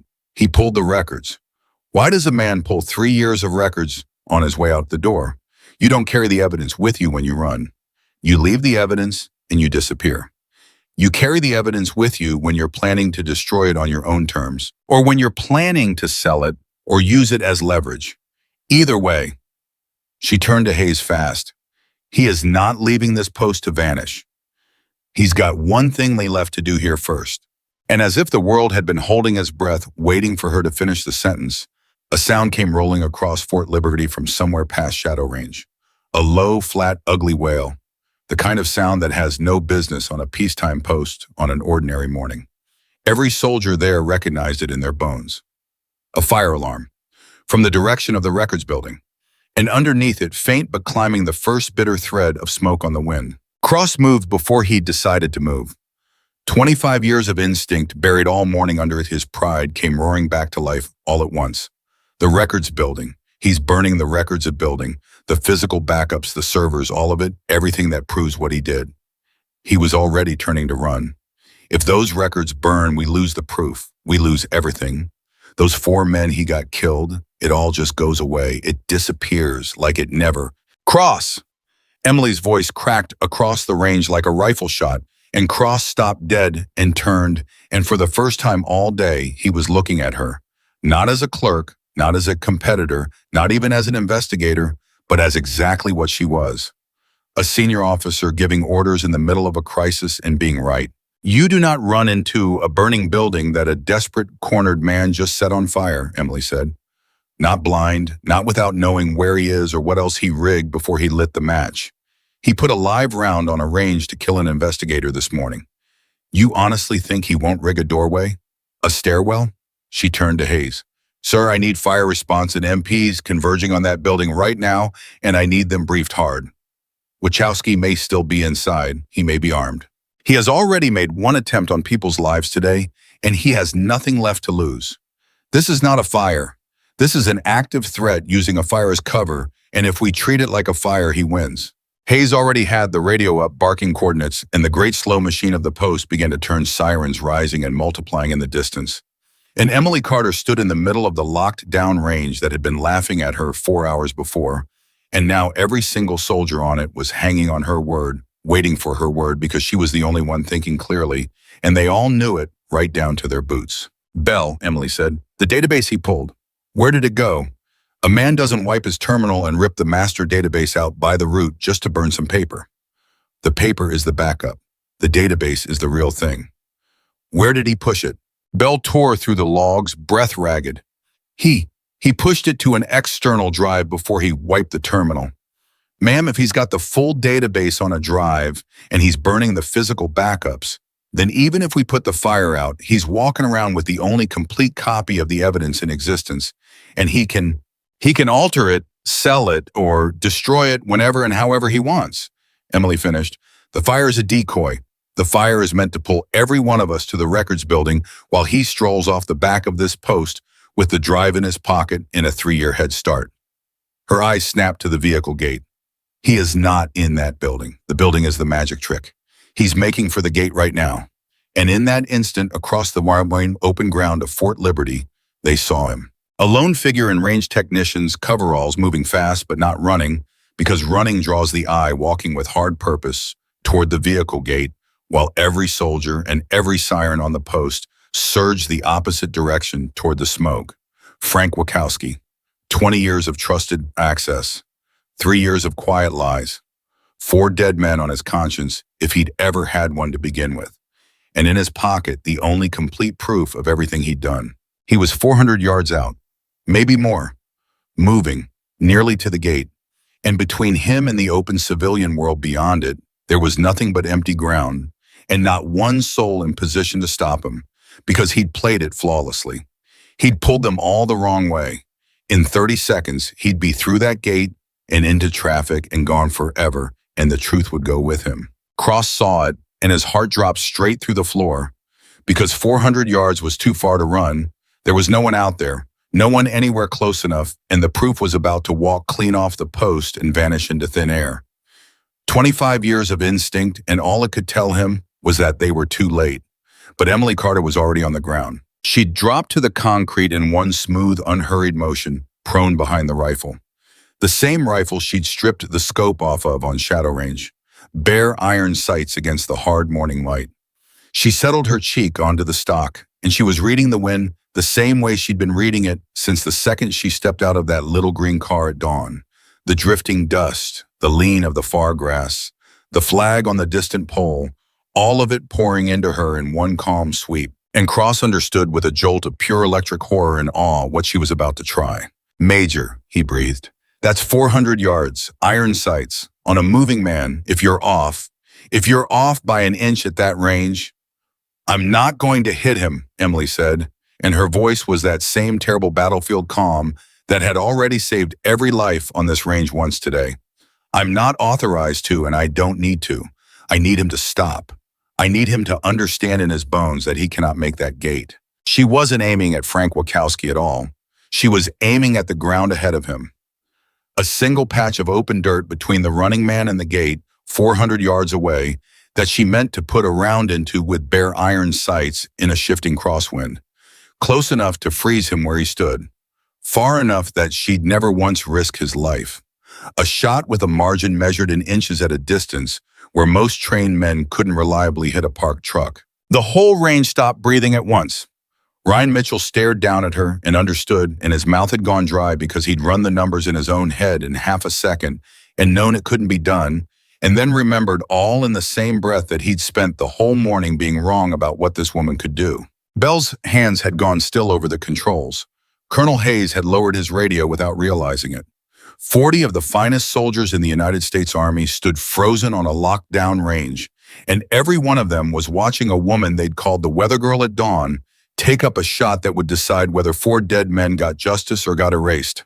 Emily Carter let the breath ease out of her slow and steady, and she let the whole roaring world go quiet and small and far away, and she dropped down into that place none of them could follow her, to the place beyond the noise and the fear and the sirens, where there was nothing but the wind and the dirt and the man and the physics of it. And in the pocket of stillness she'd been reading and waiting for since the instant she saw him move, the half-second of dead air between one gust and the next, 400 yards from a fleeing man carrying the only proof that would put him away, Major Emily Carter began gently to take up the slack in the trigger. The rifle cracked once flat and final, and 400 yards away, a fistful of dirt kicked up off the ground directly in Frank Wachowski's path, close enough that the spray of it stung his shins through the coveralls. He stopped like he'd run headfirst into a wall. For a full second, he stood absolutely rigid, and even from that distance, you could read the shock in the set of his shoulders. A man who had just felt a rifle round pass close enough to touch him and understood in the pit of his stomach that the next one didn't have to miss. He turned his head slow, the way a man moves when his whole body has gone cold, and he looked back across 400 yards of open ground at the single prone figure on the range. And whatever he saw there, whatever he finally understood about who had just made that shot with bare iron, sights in a shifting crosswind, it took the fight clean out of him. His shoulders dropped. His hands came up empty, spread away from his body. "He's stopping," Bell breathed, staring through the control station glass. "My God, he's actually stopping." She stopped him. From 400 yards, she stopped him without touching him. "All units converge on the main gate. Suspect is halted and complying. Do not fire. I say again, do not fire. Take him alive and take the drive off him intact." Colonel Hayes was already roaring into the radio, and now the whole machine of the post reversed itself at once. The MP vehicles that had been screaming toward the smoke at the records of building hauled around in tight arcs and raced for the gate instead. And within 30 seconds, two of them had boxed Frank Wachowski in on the open pavement, and soldiers were pouring out with weapons up and voices hard, and it was over. It was actually over. Emily Carter came up off the ground the same way she'd gone down, unhurried, controlled, no wasted motion. She cleared her rifle, safed it, and laid it on the bench beside the advanced optics she'd stripped off it an hour earlier on Shadow Range. And she did all of it with the same quiet economy she'd carried since the moment she stepped out of that beat-up green sedan at dawn, back when 40 men had looked at her and decided all at once that she was nobody. There was no triumph anywhere in her face. If anything, she looked tired, and it was a tiredness that went a great deal deeper than one long morning on a range. And the range that had been laughing at her 4 hours before did not make a sound. Not one man moved.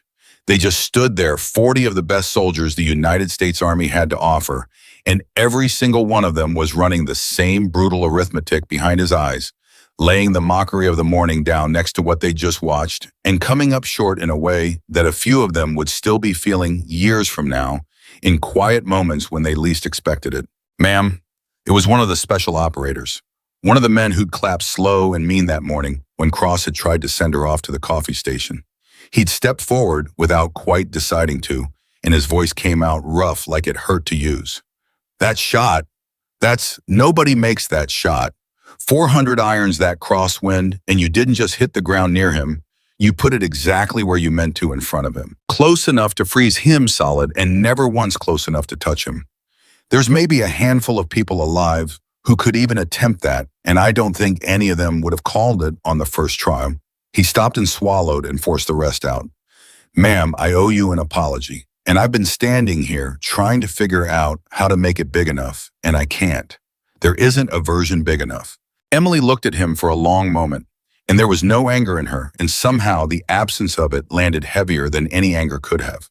You don't owe me an apology for doubting the shot, Sergeant, she said. You'd never seen me shoot. Doubting the shot was reasonable. What you owe yourself is an honest answer to a harder question. She held his eyes. Why did you decide who I was before I'd fired a single round? Before I'd said 10 words? That's the thing worth taking home with you. Not the shot. The shot is just physics and about 10,000 hours of practice. Anybody with the hours can learn the shot. The judgment you made at the gate this morning, the one you made about me before I'd done anything at all, that's the thing that gets people killed downrange. That's the thing worth losing sleep over. The man had no answer. None of them did. And Emily hadn't asked the question to get one. She'd asked it to leave it there sitting in the middle of the range for each of them to pick up on his own time. Down at the gate, the MPs had Frank Wachowski face down on the warm pavement, arms wrenched behind him, and one of the soldiers reached into the chest pocket of his coveralls and came out with the external drive, still intact, still whole, 3 full years of falsified records sitting there in the palm of a private's hand. The soldier held it up over his head and called out that they had it. They had the drive. It was secure, and a strange, ragged sound moved through the men on the range. It wasn't quite a cheer. It was too shaken to be a cheer. It was more like the sound 40 men make when they finally let out a breath they hadn't known they were holding. Colonel Hayes lowered his radio at last, and for a moment he just stood there looking at the woman on the line. Then he did something that made every soldier on that range go quietly rigid. He turned to face her fully, and he came to attention, and he saluted her. A full colonel saluting a major and holding the salute, letting it sit there long enough that there was no mistaking it for a formality. Major Carter, Hayes said, on behalf of every soldier whose qualification is going to mean something again, because you refuse to let it quietly become a lie, and on behalf of 4 men who can't thank you themselves, thank you. Emily returned the salute, and her voice was quiet. The 4 men are the ones who did the hard part, sir. Their after action was screaming the truth for 14 months. I'm just the first person who was willing to actually listen to what it was saying instead of filing it and moving on. And that was the moment Sergeant Major Daniel Cross, who had been standing frozen at his control station through the whole thing, unable to move, unable to speak, finally forced himself into motion. He walked out onto the line, slowly. Every step of it visible, every step of it plainly costing him something. And 40 men watched him come because they all knew exactly what this was. They all understood that the proudest man any of them had ever served under was crossing his own range in front of everyone to stand before the woman he had tried to throw off that same range at dawn. Nobody envied him a single step of that walk, and nobody looked away from it either. He stopped in front of her, and for a long, painful moment, the legendary Sergeant Major Daniel Cross, 25 years, 3 wars, the man who had built his entire identity on being able to read a soldier in 3 seconds flat, could not find one single word to say. When it finally came, his voice was not steady, and he did not try to make it steady because he understood standing there that a steady voice would have been one more lie, and he was finished with lies for the day. "Major Carter," he said, "this morning when you climbed out of that car, I looked at you and I decided who you were. Took me about 3 seconds. I've been proud of that my entire career. 3 seconds and I know a man. I've said those exact words to every class I ever ran, hundreds of them. Thousands of soldiers. And this morning I aimed all 25 years of that so-called gift straight at you, and I got it wrong. Not a little wrong, not off by a hair. I got it as wrong as a man can possibly get a thing. And then instead of admitting it, I spent the next 4 hours trying to make you fail so I'd never have to." The range was dead silent. Even the distant sirens had wound down to nothing. "I marched you onto shadow range to break you," Cross went on, and his jaw was working now, the words dragging out of him like they were caught on something. "Not to test you. Let's all be honest about what it was. To break you, because you frightened me. Every shot you made frightened me a little more because every one of them was another piece of proof that I might be wrong about the one thing I was proudest of in my whole life. And God help me, I would rather have stood here and watched you fail than face that about myself. That's the truth. That's the ugly bottom of it. And I'm saying it out loud in front of these men because they watched me do every bit of it, and they've earned the right to watch me own it too." He drew himself up. And then Sergeant Major Daniel Cross, in front of 40 of the Army's finest, came to attention and saluted the woman he had called a weather girl at dawn and tried to send to the coffee station. "I was wrong about you, Major, wrong down to the root. And I'm sorry, not the kind of sorry a man says to smooth a thing over and move past it. The kind a man carries. The kind that changes how he does the job for whatever years he's got left." Emily Carter looked at him for a long moment. The men on the line held their breath because they had no idea which way it would go, and she'd have been within every right to let him stand there in it. But then she returned the salute, and when she spoke, her voice had gone softer than it had been all day, the first real softness in it since dawn. "Put your hand down, Sergeant Major." He did. "Now I'm going to tell you something, and I need you to actually hear it, not just stand there and take it, because you are not a bad man, and I would hate for you to drive home tonight believing you are. You are one of the finest instructors this Army has ever produced. That mountain of a reputation you carry, you earned every inch of it the hard way over 25 years. And none of what happened today erases one day of that. That part is real, and I want you to keep it." Cross said nothing. He just watched her brace the way a man braces for the part he knows is coming. "But the thing you were proudest of," Emily continued, and now the softness had steel running through it. "That gift for reading a soldier in 3 seconds, I need you to understand something about it. It was never a gift. It was a habit, and it was a dangerous one. Because the day a man decides he can know a person before they've shown him anything at all is the day he starts quietly closing the door on everyone who doesn't happen to match his picture of what a soldier's supposed to look like." She let that settle. "How many good ones did that habit cost you, Sergeant Major, over 25 years? How many walked onto your range and got a verdict in the first 3 seconds and never got a fair fourth? How many did you write off before they'd fired a round just because they came in looking wrong to you?" Cross didn't answer. He couldn't, because the question had gone straight past all his defenses and found the exact soft place inside him it had been aimed at, and it had lodged there. And he understood in that instant that he was going to be turning it over for the rest of his life, whether he wanted to or not. "I don't know," he said at last, and his voice had dropped to almost nothing. "That's the honest answer, and it's the worst one. I genuinely don't know. There's no list. There's no file. I'll never know their names. I sent them home in 3 seconds, and I never thought about them again. And now I can't stop thinking there were good soldiers in there. Maybe great ones. and I'll never be able to find them or fix it because I didn't even know I was doing it. No, Emily said, and there was real gentleness in it now. You won't ever find them. That door's closed and it stays closed, and you're going to have to make your peace with carrying that. But here's the part that actually matters. The only part that ever matters. She stepped a fraction closer. You'll know it going forward. And that's the whole thing, Sergeant Major. That's the only apology that ever means a damn. Not the words you just said to me. Those are just words, and words are cheap, and every man makes them when he's cornered. The real apology is what you do with the next soldier who walks through that gate not looking the way you expected greatness to look. That's where you pay this back. Not to me, to them. Ryan Mitchell was standing close enough to hear all above it, and something shifted in his chest that he would carry for the rest of his career. Because he'd spent the entire morning certain the story was about who could shoot. And it wasn't. It never had been for 1 second. It was about this. About a proud, powerful man being handed the unvarnished truth about himself in front of everyone he commanded, and about a quiet woman who, in the exact moment she had every right in the world to destroy him for what he'd done to her, chose instead to hand him a map out of it, chose to make him better instead of making him small. And Ryan understood watching it that he was seeing the actual difference between a person who was merely good at something and a person who was worth following. The investigation moved fast after that, the way things do when a full colonel and a wrong senior officer are both standing directly on top of them, refusing to let them slow down or quiet down or get buried in process. Frank Wachowski broke within the day. There was nothing left in him to fight with once the drive was logged into evidence and the fire was out, and he understood the full and final weight of what was rolling toward him. And what came pouring out of him over the following weeks was uglier and larger and sadder than even Emily had let herself fear. It had started small. It always does.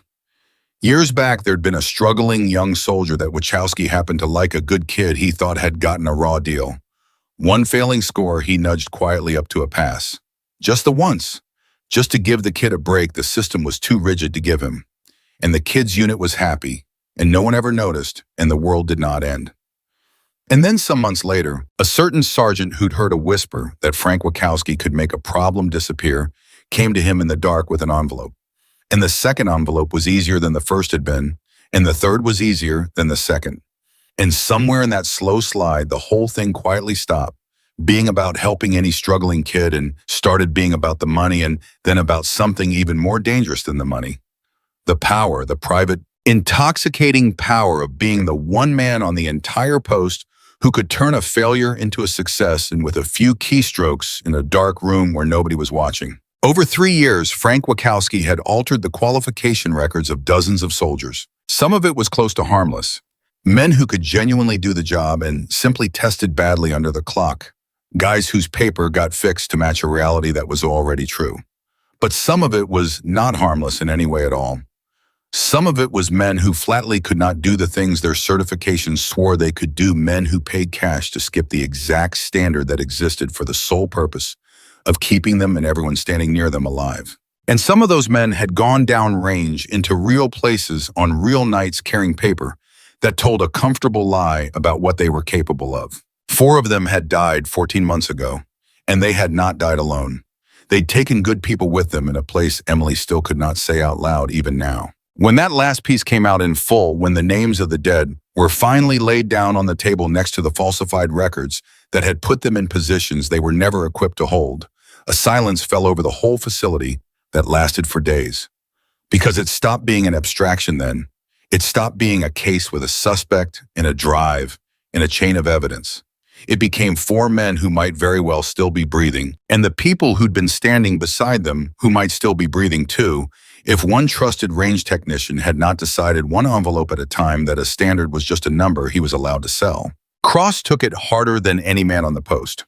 Harder in some ways than the families, because the families at least got to be cleanly, righteously angry, and Cross didn't have that luxury, because those were his courses.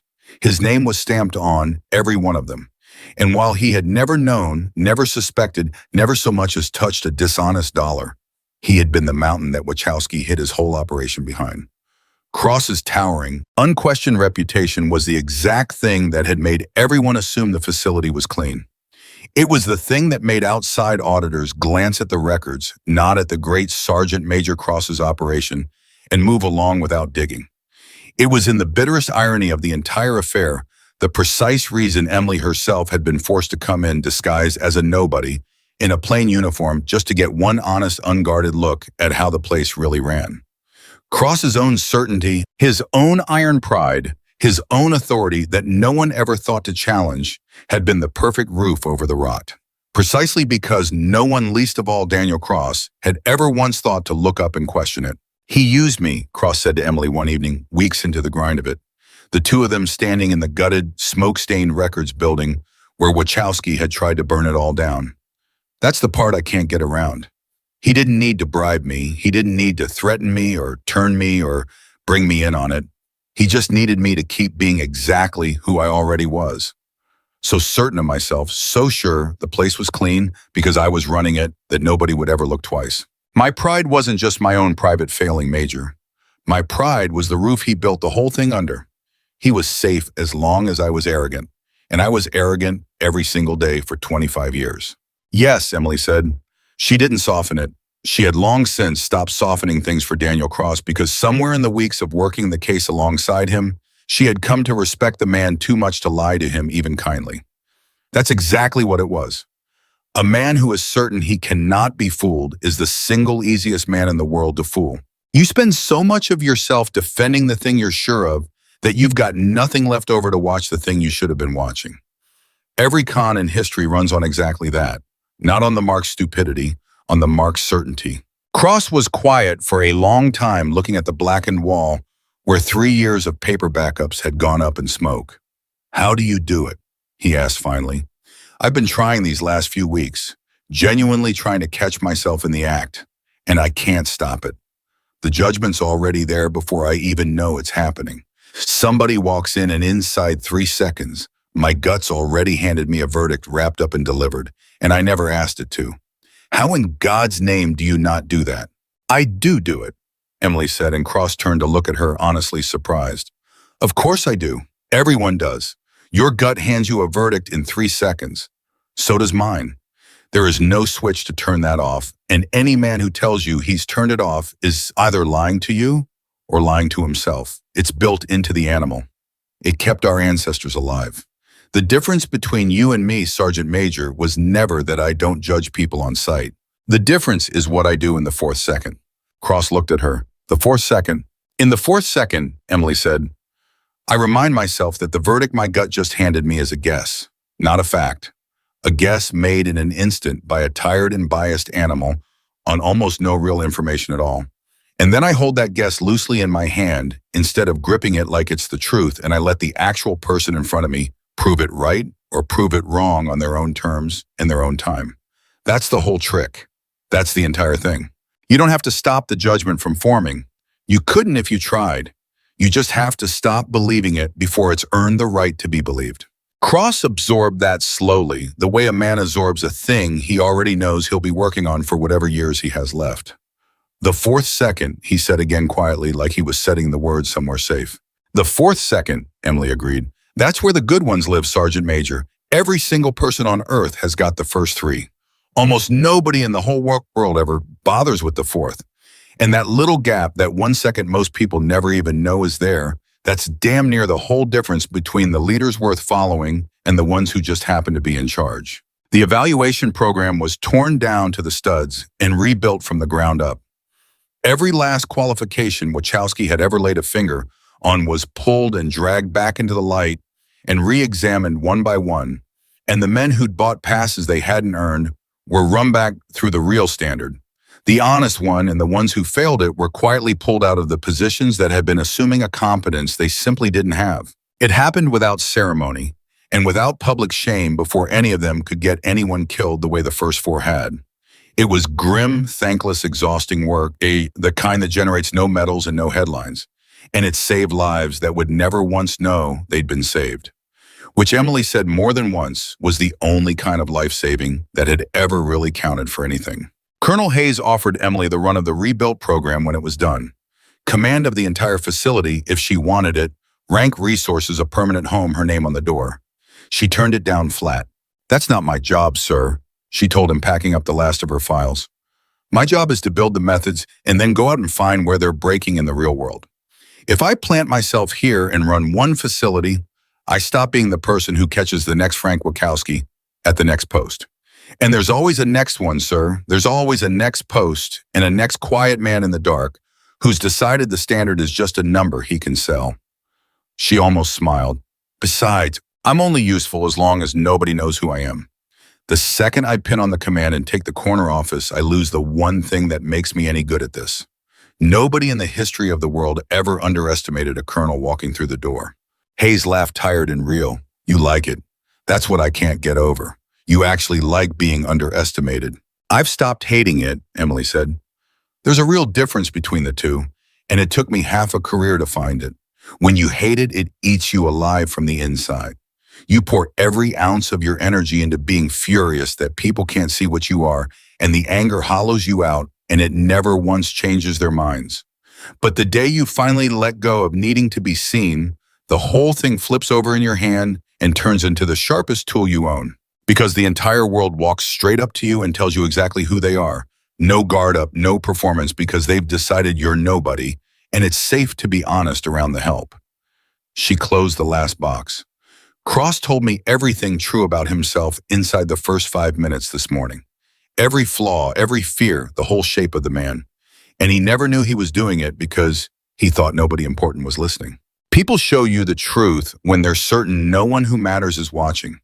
Being nobody is just how you buy a ticket to see it.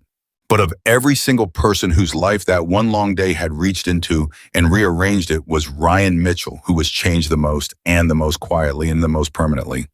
He sought her out before she left the post for good. Found her back at the range at the very end of it all, packing that worn old rifle into its case. The same slow, unhurried way she'd first drawn it out at dawn a lifetime ago when 40 men had watched and decided she was a joke. I've been trying to figure out how to say this to you for 2 weeks, Ryan said. And I keep landing in the exact same spot, so I'm just going to say it straight and let it be ugly if it's ugly. That morning when Cross tried to run you off this range, I didn't laugh. I need you to know that, at least. I didn't laugh with them. He shook his head hard, disgusted with himself. But I didn't stand up either. I just stood there. I watched a man do something wrong to somebody who didn't deserve it, and I did absolutely nothing.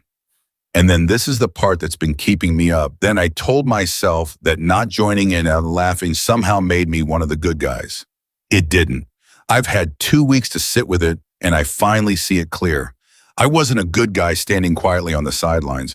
I was just a politer, quieter version of the exact same thing they were doing. Emily looked at him, and this time there was real warmth in her face, the first true warmth she'd shown the whole endless day. You have any idea how rare it is what you just did right there, she said. You just walked up to me and took responsibility for a thing you didn't even do. Do you understand how few people on this earth can manage that?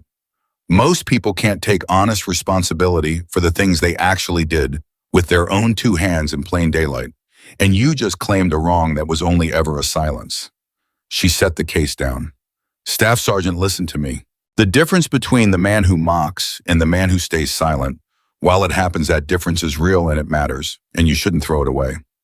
But you're also right that it's a smaller difference than the silent man likes to comfort himself with at night. And the fact that you can see that all on your own with nobody standing over you, making you see it, with nothing at all to gain from admitting it. Son, that right there is the whole ballgame. That's the one thing in this entire business I have never once been able to teach. I can teach any fool with enough hours to shoot. I cannot teach that. You broke my record with iron sights, Ryan said, and he let out a laugh that was half a groan, helpless. You wrote the whole program that built me into whatever I am. You made that impossible shot at 400 yards to save the entire case. And out of everything, the thing you're standing here telling me actually matters is that I felt bad about not standing up for you at dawn. Yes, Emily said, simple and certain. Because the record is just a number, and it'll get broken again, probably by you, probably next year. And the program is just a method, and somebody smarter than me will improve on it. Eventually, and both of those things are completely replaceable. Men who can shoot the eye out of a target at 400 yards, this army's got them by the thousands, and it can always make more.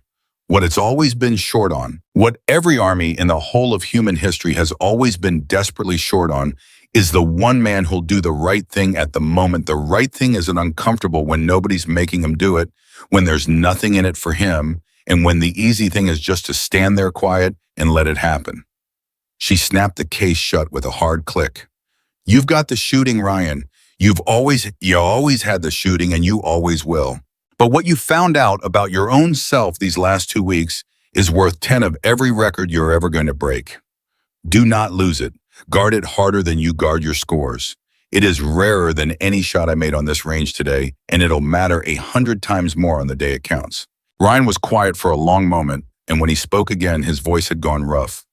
Will I ever see you again? Probably not, Emily said not unkindly. That's more or less the whole point of what I do. I show up, I find the truth, and I disappear before anybody gets used to my face. She lifted the case and then she paused and she looked at him one last time. And there was something almost like a mother in it or a teacher who has spotted at the very last minute the one student worth the extra word. But do me one favor and it'll cost you nothing, and it's the only thing I'll ever ask you for. Someday some kid is going to walk onto your range not looking one bit the way you expect a real shooter to look. Wrong uniform, wrong build, wrong background, wrong everything. And your gut is going to hand you a verdict in 3 seconds flat, the same way every gut on earth does, the same way mine does, the same way Cross's did to me this morning. She held his eyes and would not let them go. Give that kid the 4th second, Ryan. That's all. Just the 4th second. Then pass it on to the next one and tell them to pass it on too. And she walked to her beat-up green sedan, the very same one that not one of 40 elite soldiers had spared a second glance that morning, and she got in and she drove off the post. And the guard at the gate waved her through without so much as looking up from his clipboard, exactly the way she liked it, and nobody, in a nothing car already on her way to the next place in the world where the truth was hiding in the dark, waiting patiently for the one person humble enough and quiet enough and willing enough to be underestimated to finally come and find it. Behind her on a range at Fort Liberty, 40 of the finest soldiers in the United States Army stood in the long gold light of the fading afternoon and understood each in his own way and in his own time, some of them right then and some of them not for years, that they had spent a whole morning laughing at the best soldier any of them had ever seen. And that the only reason they had been able to laugh at all was that she had looked to their certain and confident and utterly untrained eyes like nothing whatsoever. And Sergeant Major Daniel Cross stood longest of all, alone on his own range long after the others had drifted off to their trucks and their barracks and their quiet reckonings as the light went from gold to gray to nearly dark. Turning 4 small words over and over in his hands like a stone he had every intention of carrying for whatever years he had left in this life. The 4th second, he had spent 25 years being proud of the first 3. He had a feeling standing there in the dark on his empty range that the whole rest of his life was going to be about learning the 4th. The gate guard's clipboard was still in his hand when the green sedan's taillights vanished into the civilian traffic, and Sergeant Major Daniel Cross was still standing alone on his darkened range, and neither man knew yet that the story of what had happened at Fort Liberty that morning was not going to stay at Fort Liberty. Stories like that never do. A story like that is a living thing. It has legs. And this one was about to walk clear across the entire United States Army. It started the way these things always start, with the men who'd been on the range. 40 of them had watched it. 40 of the best soldiers in the country, men who traveled constantly, who rotated to other posts, who sat in mess halls and barracks and bars and long, boring training courses all over the world, and did the things soldiers have done since there were soldiers. They told stories. And the story of the quiet woman in the plain uniform, the one Sergeant Major Cross had tried to send to the coffee station, the one who'd peeled the scope off her own rifle on shadow range and shot into the future, the one who'd frozen a fleeing traitor at 400 yards with nothing but iron sights and saved 4 dead men, their justice, that was not a story. A soldier tells one time and forgets. That was a story a soldier carries in his chest and tells for the rest of his life, and tells it again to his kids and again to the young soldiers he trains until the day he dies. And here's the strange and beautiful thing about the way it spread. It did not spread as a story about shooting. That surprised people when they stopped to think about it. You would think the shot would be the thing. 400 yards, iron sights a moving man, a lying crosswind, called on the first and only try with a traitor 30 seconds from the gate. That is the kind of thing that becomes a legend all on its own, the kind of thing that grows in the telling until she's making the shot from a mile out in a hurricane with a broken rifle. But that was never the part that stuck. The men who'd actually stood on that range when they told it always seemed to move past the shot fairly quickly. Yeah, they'd say she made an impossible shot, sure, but listen, that's not the part you need to hear. Let me tell you what she said to Cross afterward. Let me tell you about the fourth second. The fourth second. 2 words a major had spoken quietly to a broken sergeant major on a cold range in North Carolina. And inside of a single year, those 2 words had traveled to posts Emily Carter had never set foot on, carried in the mouths of men who had never once met her, spoken to young soldiers who had never even heard her name, and had no idea the phrase belonged to anyone at all. Ryan Mitchell was the engine behind a great deal of that, though he never once reached for the credit and would have been embarrassed to be told he deserved any. He'd made her something like a promise at the very end, standing by that rifle case in the fading light, though it hadn't felt like a promise while he was making it. She'd told him to give the next kid the 4th second and then to pass it on. And Ryan Mitchell turned out to be exactly the kind of man who, once he finally understood something true, all the way down to the bone, could not for the life of him let it go again. He was promoted inside the year. His shooting had always made that a matter of when and not if. But it wasn't the shooting that got him pulled into the assignment that changed the shape of his whole life. It was something his own commanders kept noticing and couldn't quite find the word for. A steadiness, a patience, a way he had of looking at a soldier, of holding his own judgment loose and open, of giving a person room and time to become something surprising instead of slamming a verdict down on them in the first 3 seconds. The Army, still reeling and rebuilding its entire precision marksmanship pipeline in the long shadow of the Wachowski disaster, needed instructors who understood not merely how to shoot, but how the whole system had failed so completely and killed so many. And Ryan Mitchell understood that better than almost any man alive, because he had been standing on the range, rifle in hand, on the very day it all came apart at the seams. So Staff Sergeant Ryan Mitchell became an instructor, and then in time a genuinely good one, and then over the years something close to a legendary one. But he was a wholly different kind of legend than Daniel Cross had ever been. Because on the first morning of every single class Ryan Mitchell ever ran, before one round was fired, before one soldier so much as picked up a rifle off the rack, he sat them down and he told them a story.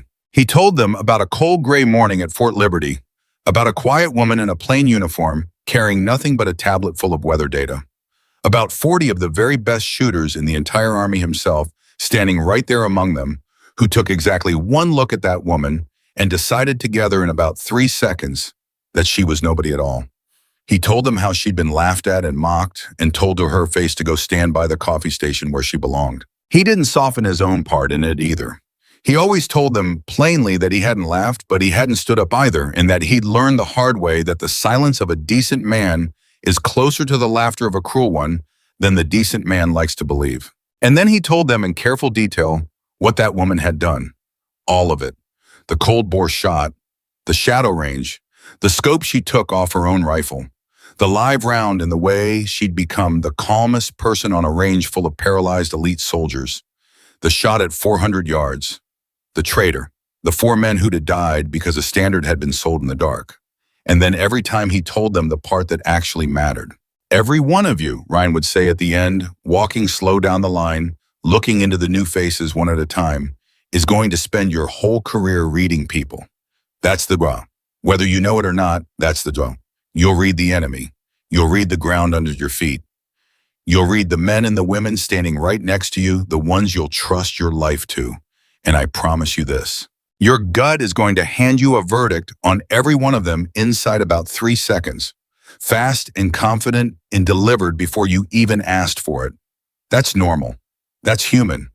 That's 100,000 years of survival wired straight into you, and I am not going to stand up here and lie to you and tell you that you can shut it off, because you can't.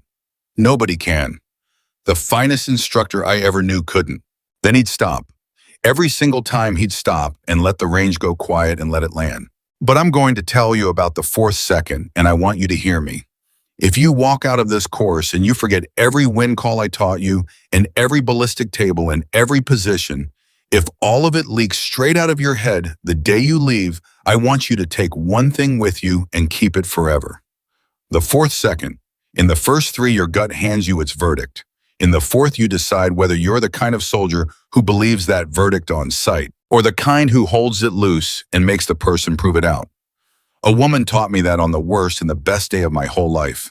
She never once knew how much it changed me, and it made me a better soldier than any shooting ever did, and a better man than I had any right to become. Some of the kids rolled their eyes the first time they heard it. They always did. They hadn't signed up for a shooting course to sit and listen to a sergeant get philosophical about seconds.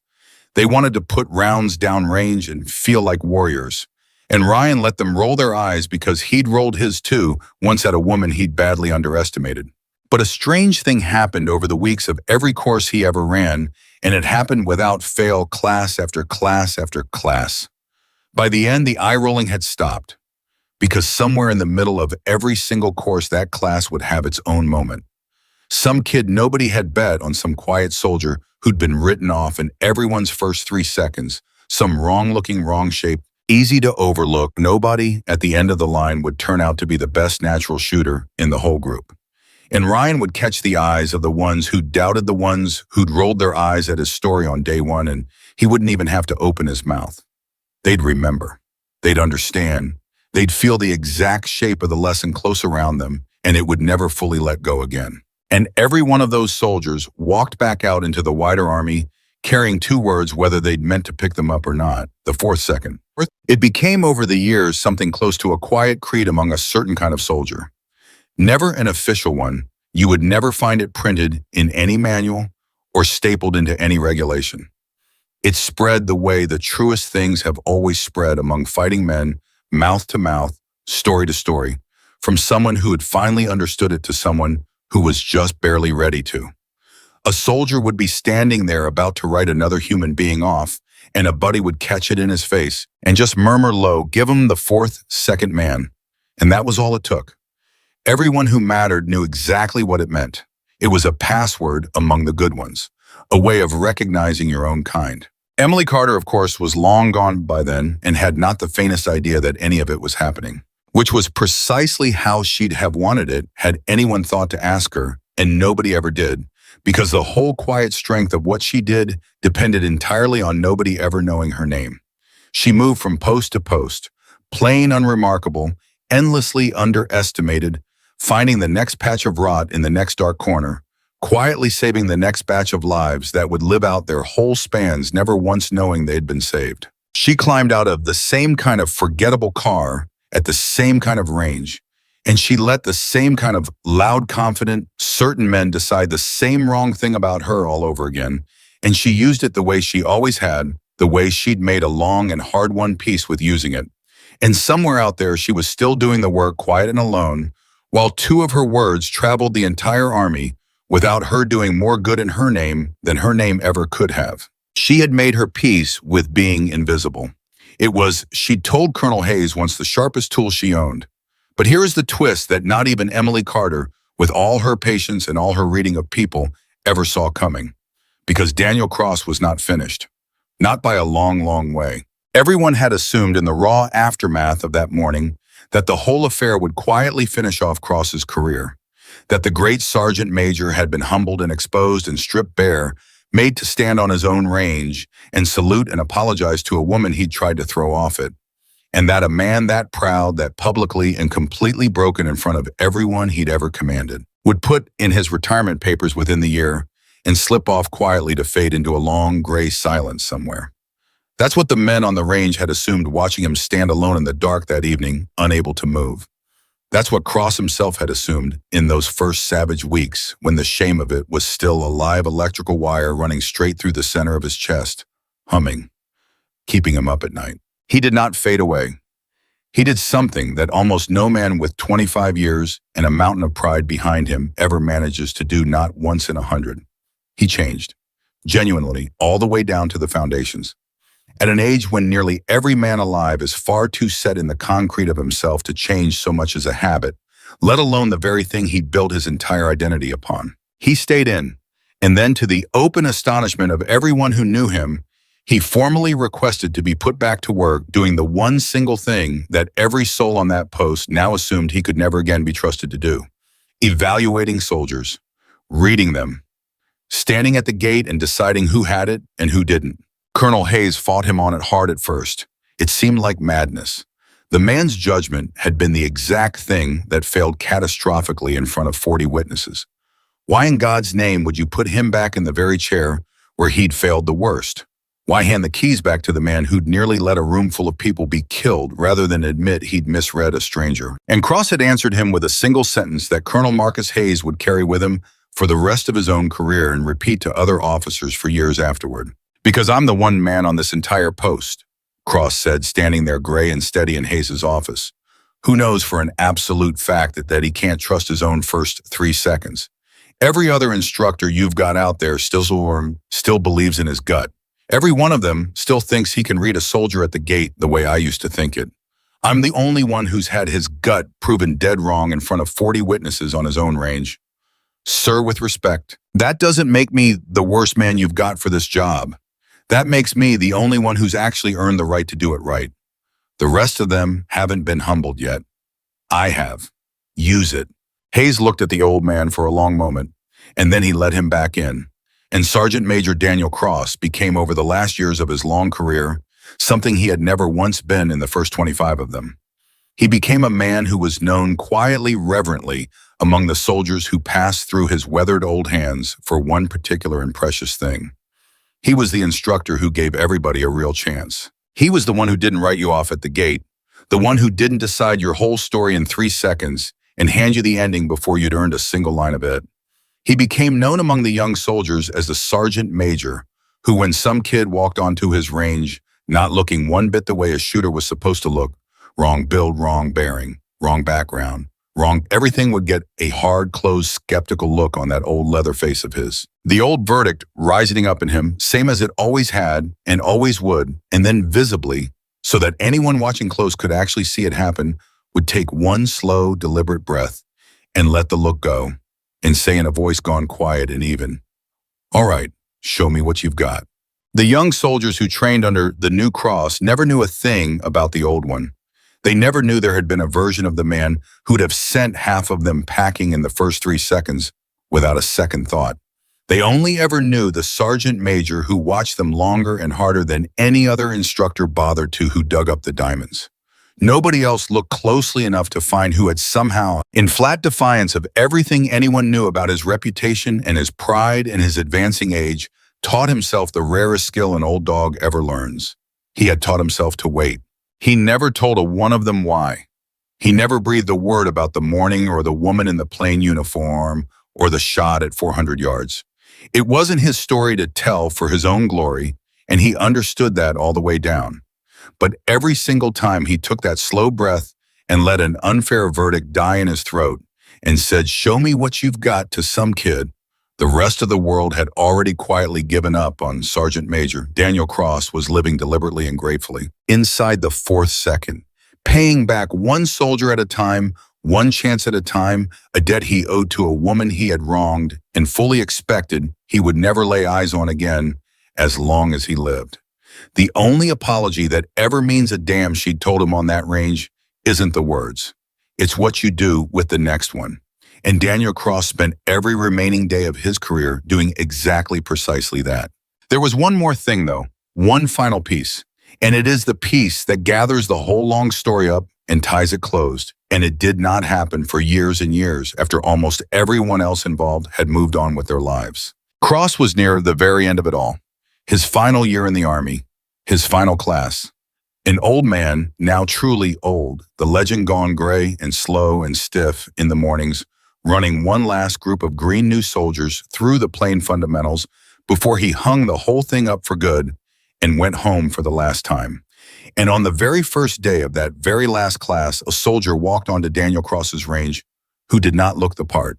Small, quiet, wrong build for it, wrong bearing, of the kind of kid the eye just slides right off of, standing all the way down at the far end of the firing line, alone in the exact way that people stand when they have spent an entire young life being overlooked and have long since stopped fighting the current of it. And Daniel Cross, old and gray, and finally wise, felt the old verdict rise up in him inside the first 3 seconds, sharp and certain and confident the way it still did. The way Emily had told him all those years ago that it always, always would, because you never do turn the thing off, you only learn what to do in the 4th second. And so the old man took his slow breath and he let the verdict go, and he watched instead. And the kid could shoot. Not just well, the kid could really shoot. With a quiet, unhurried, wasteless economy that reached out and pulled hard at something buried deep in the back of Daniel Cross's memory. An echo, a ghost, something he couldn't quite name or place at first and couldn't quite let go of either. The kid read the wind before a single instructor thought to mention wind. The kid didn't fuss and fidget with the rifle the way the nervous ones didn't perform for the line, didn't showboat. He just settled in low behind the weapon like a man lying down in his own bed, like someone who had been doing this exact thing his whole entire life, and he did it. And old Cross found himself standing there watching this overlooked, easy-to-miss kid at the very end of his line with a strange tightness climbing up through his chest because he had seen this before. Somewhere, a long, long time ago, on a cold gray morning that had cracked his whole life open and remade it. At the end of that first day when the others had drifted off toward the trucks, Cross walked slowly down to the far end of the line to where the quiet kid was packing up his gear alone. "Where'd you learn to read wind like that, son?" the old sergeant major asked. "That's not a thing they teach you in basic. That's not a thing you pick up off a range card. That's something you learn from somebody who really truly knows, somebody who lived it." And the kid looked up at him, and there was something almost shy in his face, something almost private, and he said, "My mom, Sergeant Major, she taught me. She taught me pretty much everything I know. She used to say it all the time growing up. She'd say the scope only shows you where the target is, but a real shooter needs to know where it's going to be." And Daniel Cross went absolutely, completely still. Because he had heard those exact words in that exact order, with that quiet certainty one single time before, in the entire course of his long life, on Shadow Range. From a woman in a plain uniform he had marched out there specifically to break. The words that had stopped his heart cold the very first time they'd reached his ears. And here they were again, years and years later, spoken by a quiet, overlooked kid at the tail end of his final line. A kid who had come within a breath of being written off in 3 seconds by an old man who had learned just barely, only just barely in time, how not to. "Your mother," Cross said slowly, and his old voice had gone rough and was not remotely steady, and he did not try to steady it. "What's your mother's name, son?" "Carter Sergeant Major," the kid said. "Major Emily Carter. She's retired now a few years back. She doesn't talk a whole lot about the work she did, most of it. She says she still can't. But she told me one story one time, just once, about a range down in North Carolina, and a sergeant major who she said taught her the single most important thing she ever learned about being a soldier and about being a person." The kid smiled, a little uncertain now, plainly wondering why this old legend was staring at him like he'd seen straight through the years. "She said his name was Cross. You wouldn't happen to know him, would you, Sergeant Major? She always told me if I ever crossed paths with him somewhere, I was supposed to tell him something for her." Daniel Cross's throat had closed almost all the way shut. He had to work to get the words out at all. "What?" he managed barely above a whisper. "What did she want you to tell him?" The kid straightened up the way a young soldier does when he's delivering a message that clearly matters, even one whose full weight he can't yet feel. "She said to tell him," the kid said, "he passed it on, and that's the whole reason it worked." And Sergeant Major Daniel Cross, in the last class of his last year, an old man standing on the same kind of range where the whole thing had begun a lifetime ago, finally understood the full and complete, imperfect shape of the thing he had been living quietly inside of for the entire back half of his life. Because Emily Carter had known. Somehow, from wherever she had gone off to moving quiet and invisible from post to post for all those years, she had known that he had changed. She had known without ever once coming to check, without ever sending a word, that the 2 small words she'd handed him on the worst morning of his life had taken deep root in him and grown into something. She had known he'd spent the last long stretch of his career passing it on, one overlooked soldier at a time, one slow breath, and one show me what you've got at a time. And she had done the one thing that could close the circle completely. She had sent her own son, her own boy, the person she loved most in all the world, straight through Daniel Cross's line, at the very end of it, so that the old man would know.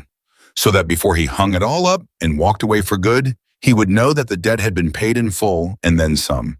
That every bit of it had been worth it.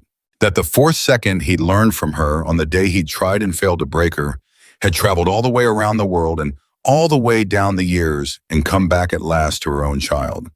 And been given to that child freely, without hesitation, without the old man even knowing whose son he was holding loose in his hands, by the very man she had once had every right on earth to destroy and had chosen instead to build. She had not destroyed him. She had made him better. And he had spent the whole rest of his life proving one soldier at a time that she had been right to. Cross looked at the quiet kid at Emily Carter's son, the boy who had come within a hair's breadth of being overlooked and hadn't been. And the old sergeant major felt something break wide open in his chest that had been slowly, quietly healing for 20 years. "Yeah," Cross said, and his voice was thick now and wet, and he did not care one bit who saw it, not anymore. That man was long gone. "Yeah, son, I know him. I know him about as well as a man can know anybody." He reached out and put one old heavy hand on the kid's shoulder, steadying himself against it as much as steadying the boy. "You do something for me next time you talk to your mother. You tell her I got her message, every single word of it, and you tell her." He had to stop. He had to breathe. The fourth second still teaching him, even here, even now, at the very end of everything. "You tell her thank you, from me, for not judging me by what she saw before I ever had the chance to show her who I could turn out to be. You tell her that's the whole reason I became a man worth the fourth second at all, because she gave me mine first." The kid didn't fully understand it, not yet, not all of it, but he nodded solemn and he tucked the words away carefully somewhere safe, and he would understand it someday, the way all the truest things finally come to be understood in their own time, when the person is at last ready to carry the whole weight of them. And that, in the end, is the story of Major Emily Carter. And it did become a legend throughout the whole of the United States military, exactly as every man standing on that range had felt in his bones that it someday would. But not for the reason a single one of them expected on that cold gray morning. Not because she made impossible shots, though she surely did. Not because she was the finest natural marksman that any of them had ever seen or ever would, though she was that too beyond any argument. Not even because she caught a traitor and saved 4 dead men, their justice, and tore down a corrupt system and built an honest one back up in its place. Though every word of that was true and lives were saved because of it. She became a legend because a proud man tried to decide exactly who she was before she had shown him a single thing, and she took that ugliest, cruelest moment of her whole day and turned it with nothing but patience and mercy and 2 quiet words into the most important lesson an entire generation of American soldiers would ever learn. Because she reminded every man who ever heard the story of one plain and permanent and unshakable truth. A truth worth more than any medal ever struck, more than any record ever set, more than the most impossible shot ever fired by human hands. Never decide who a person is before you have given them the chance to show you who they truly are. The gift was never in the first 3 seconds. It never has been for any of us in the whole history of people looking at other people and thinking they already know.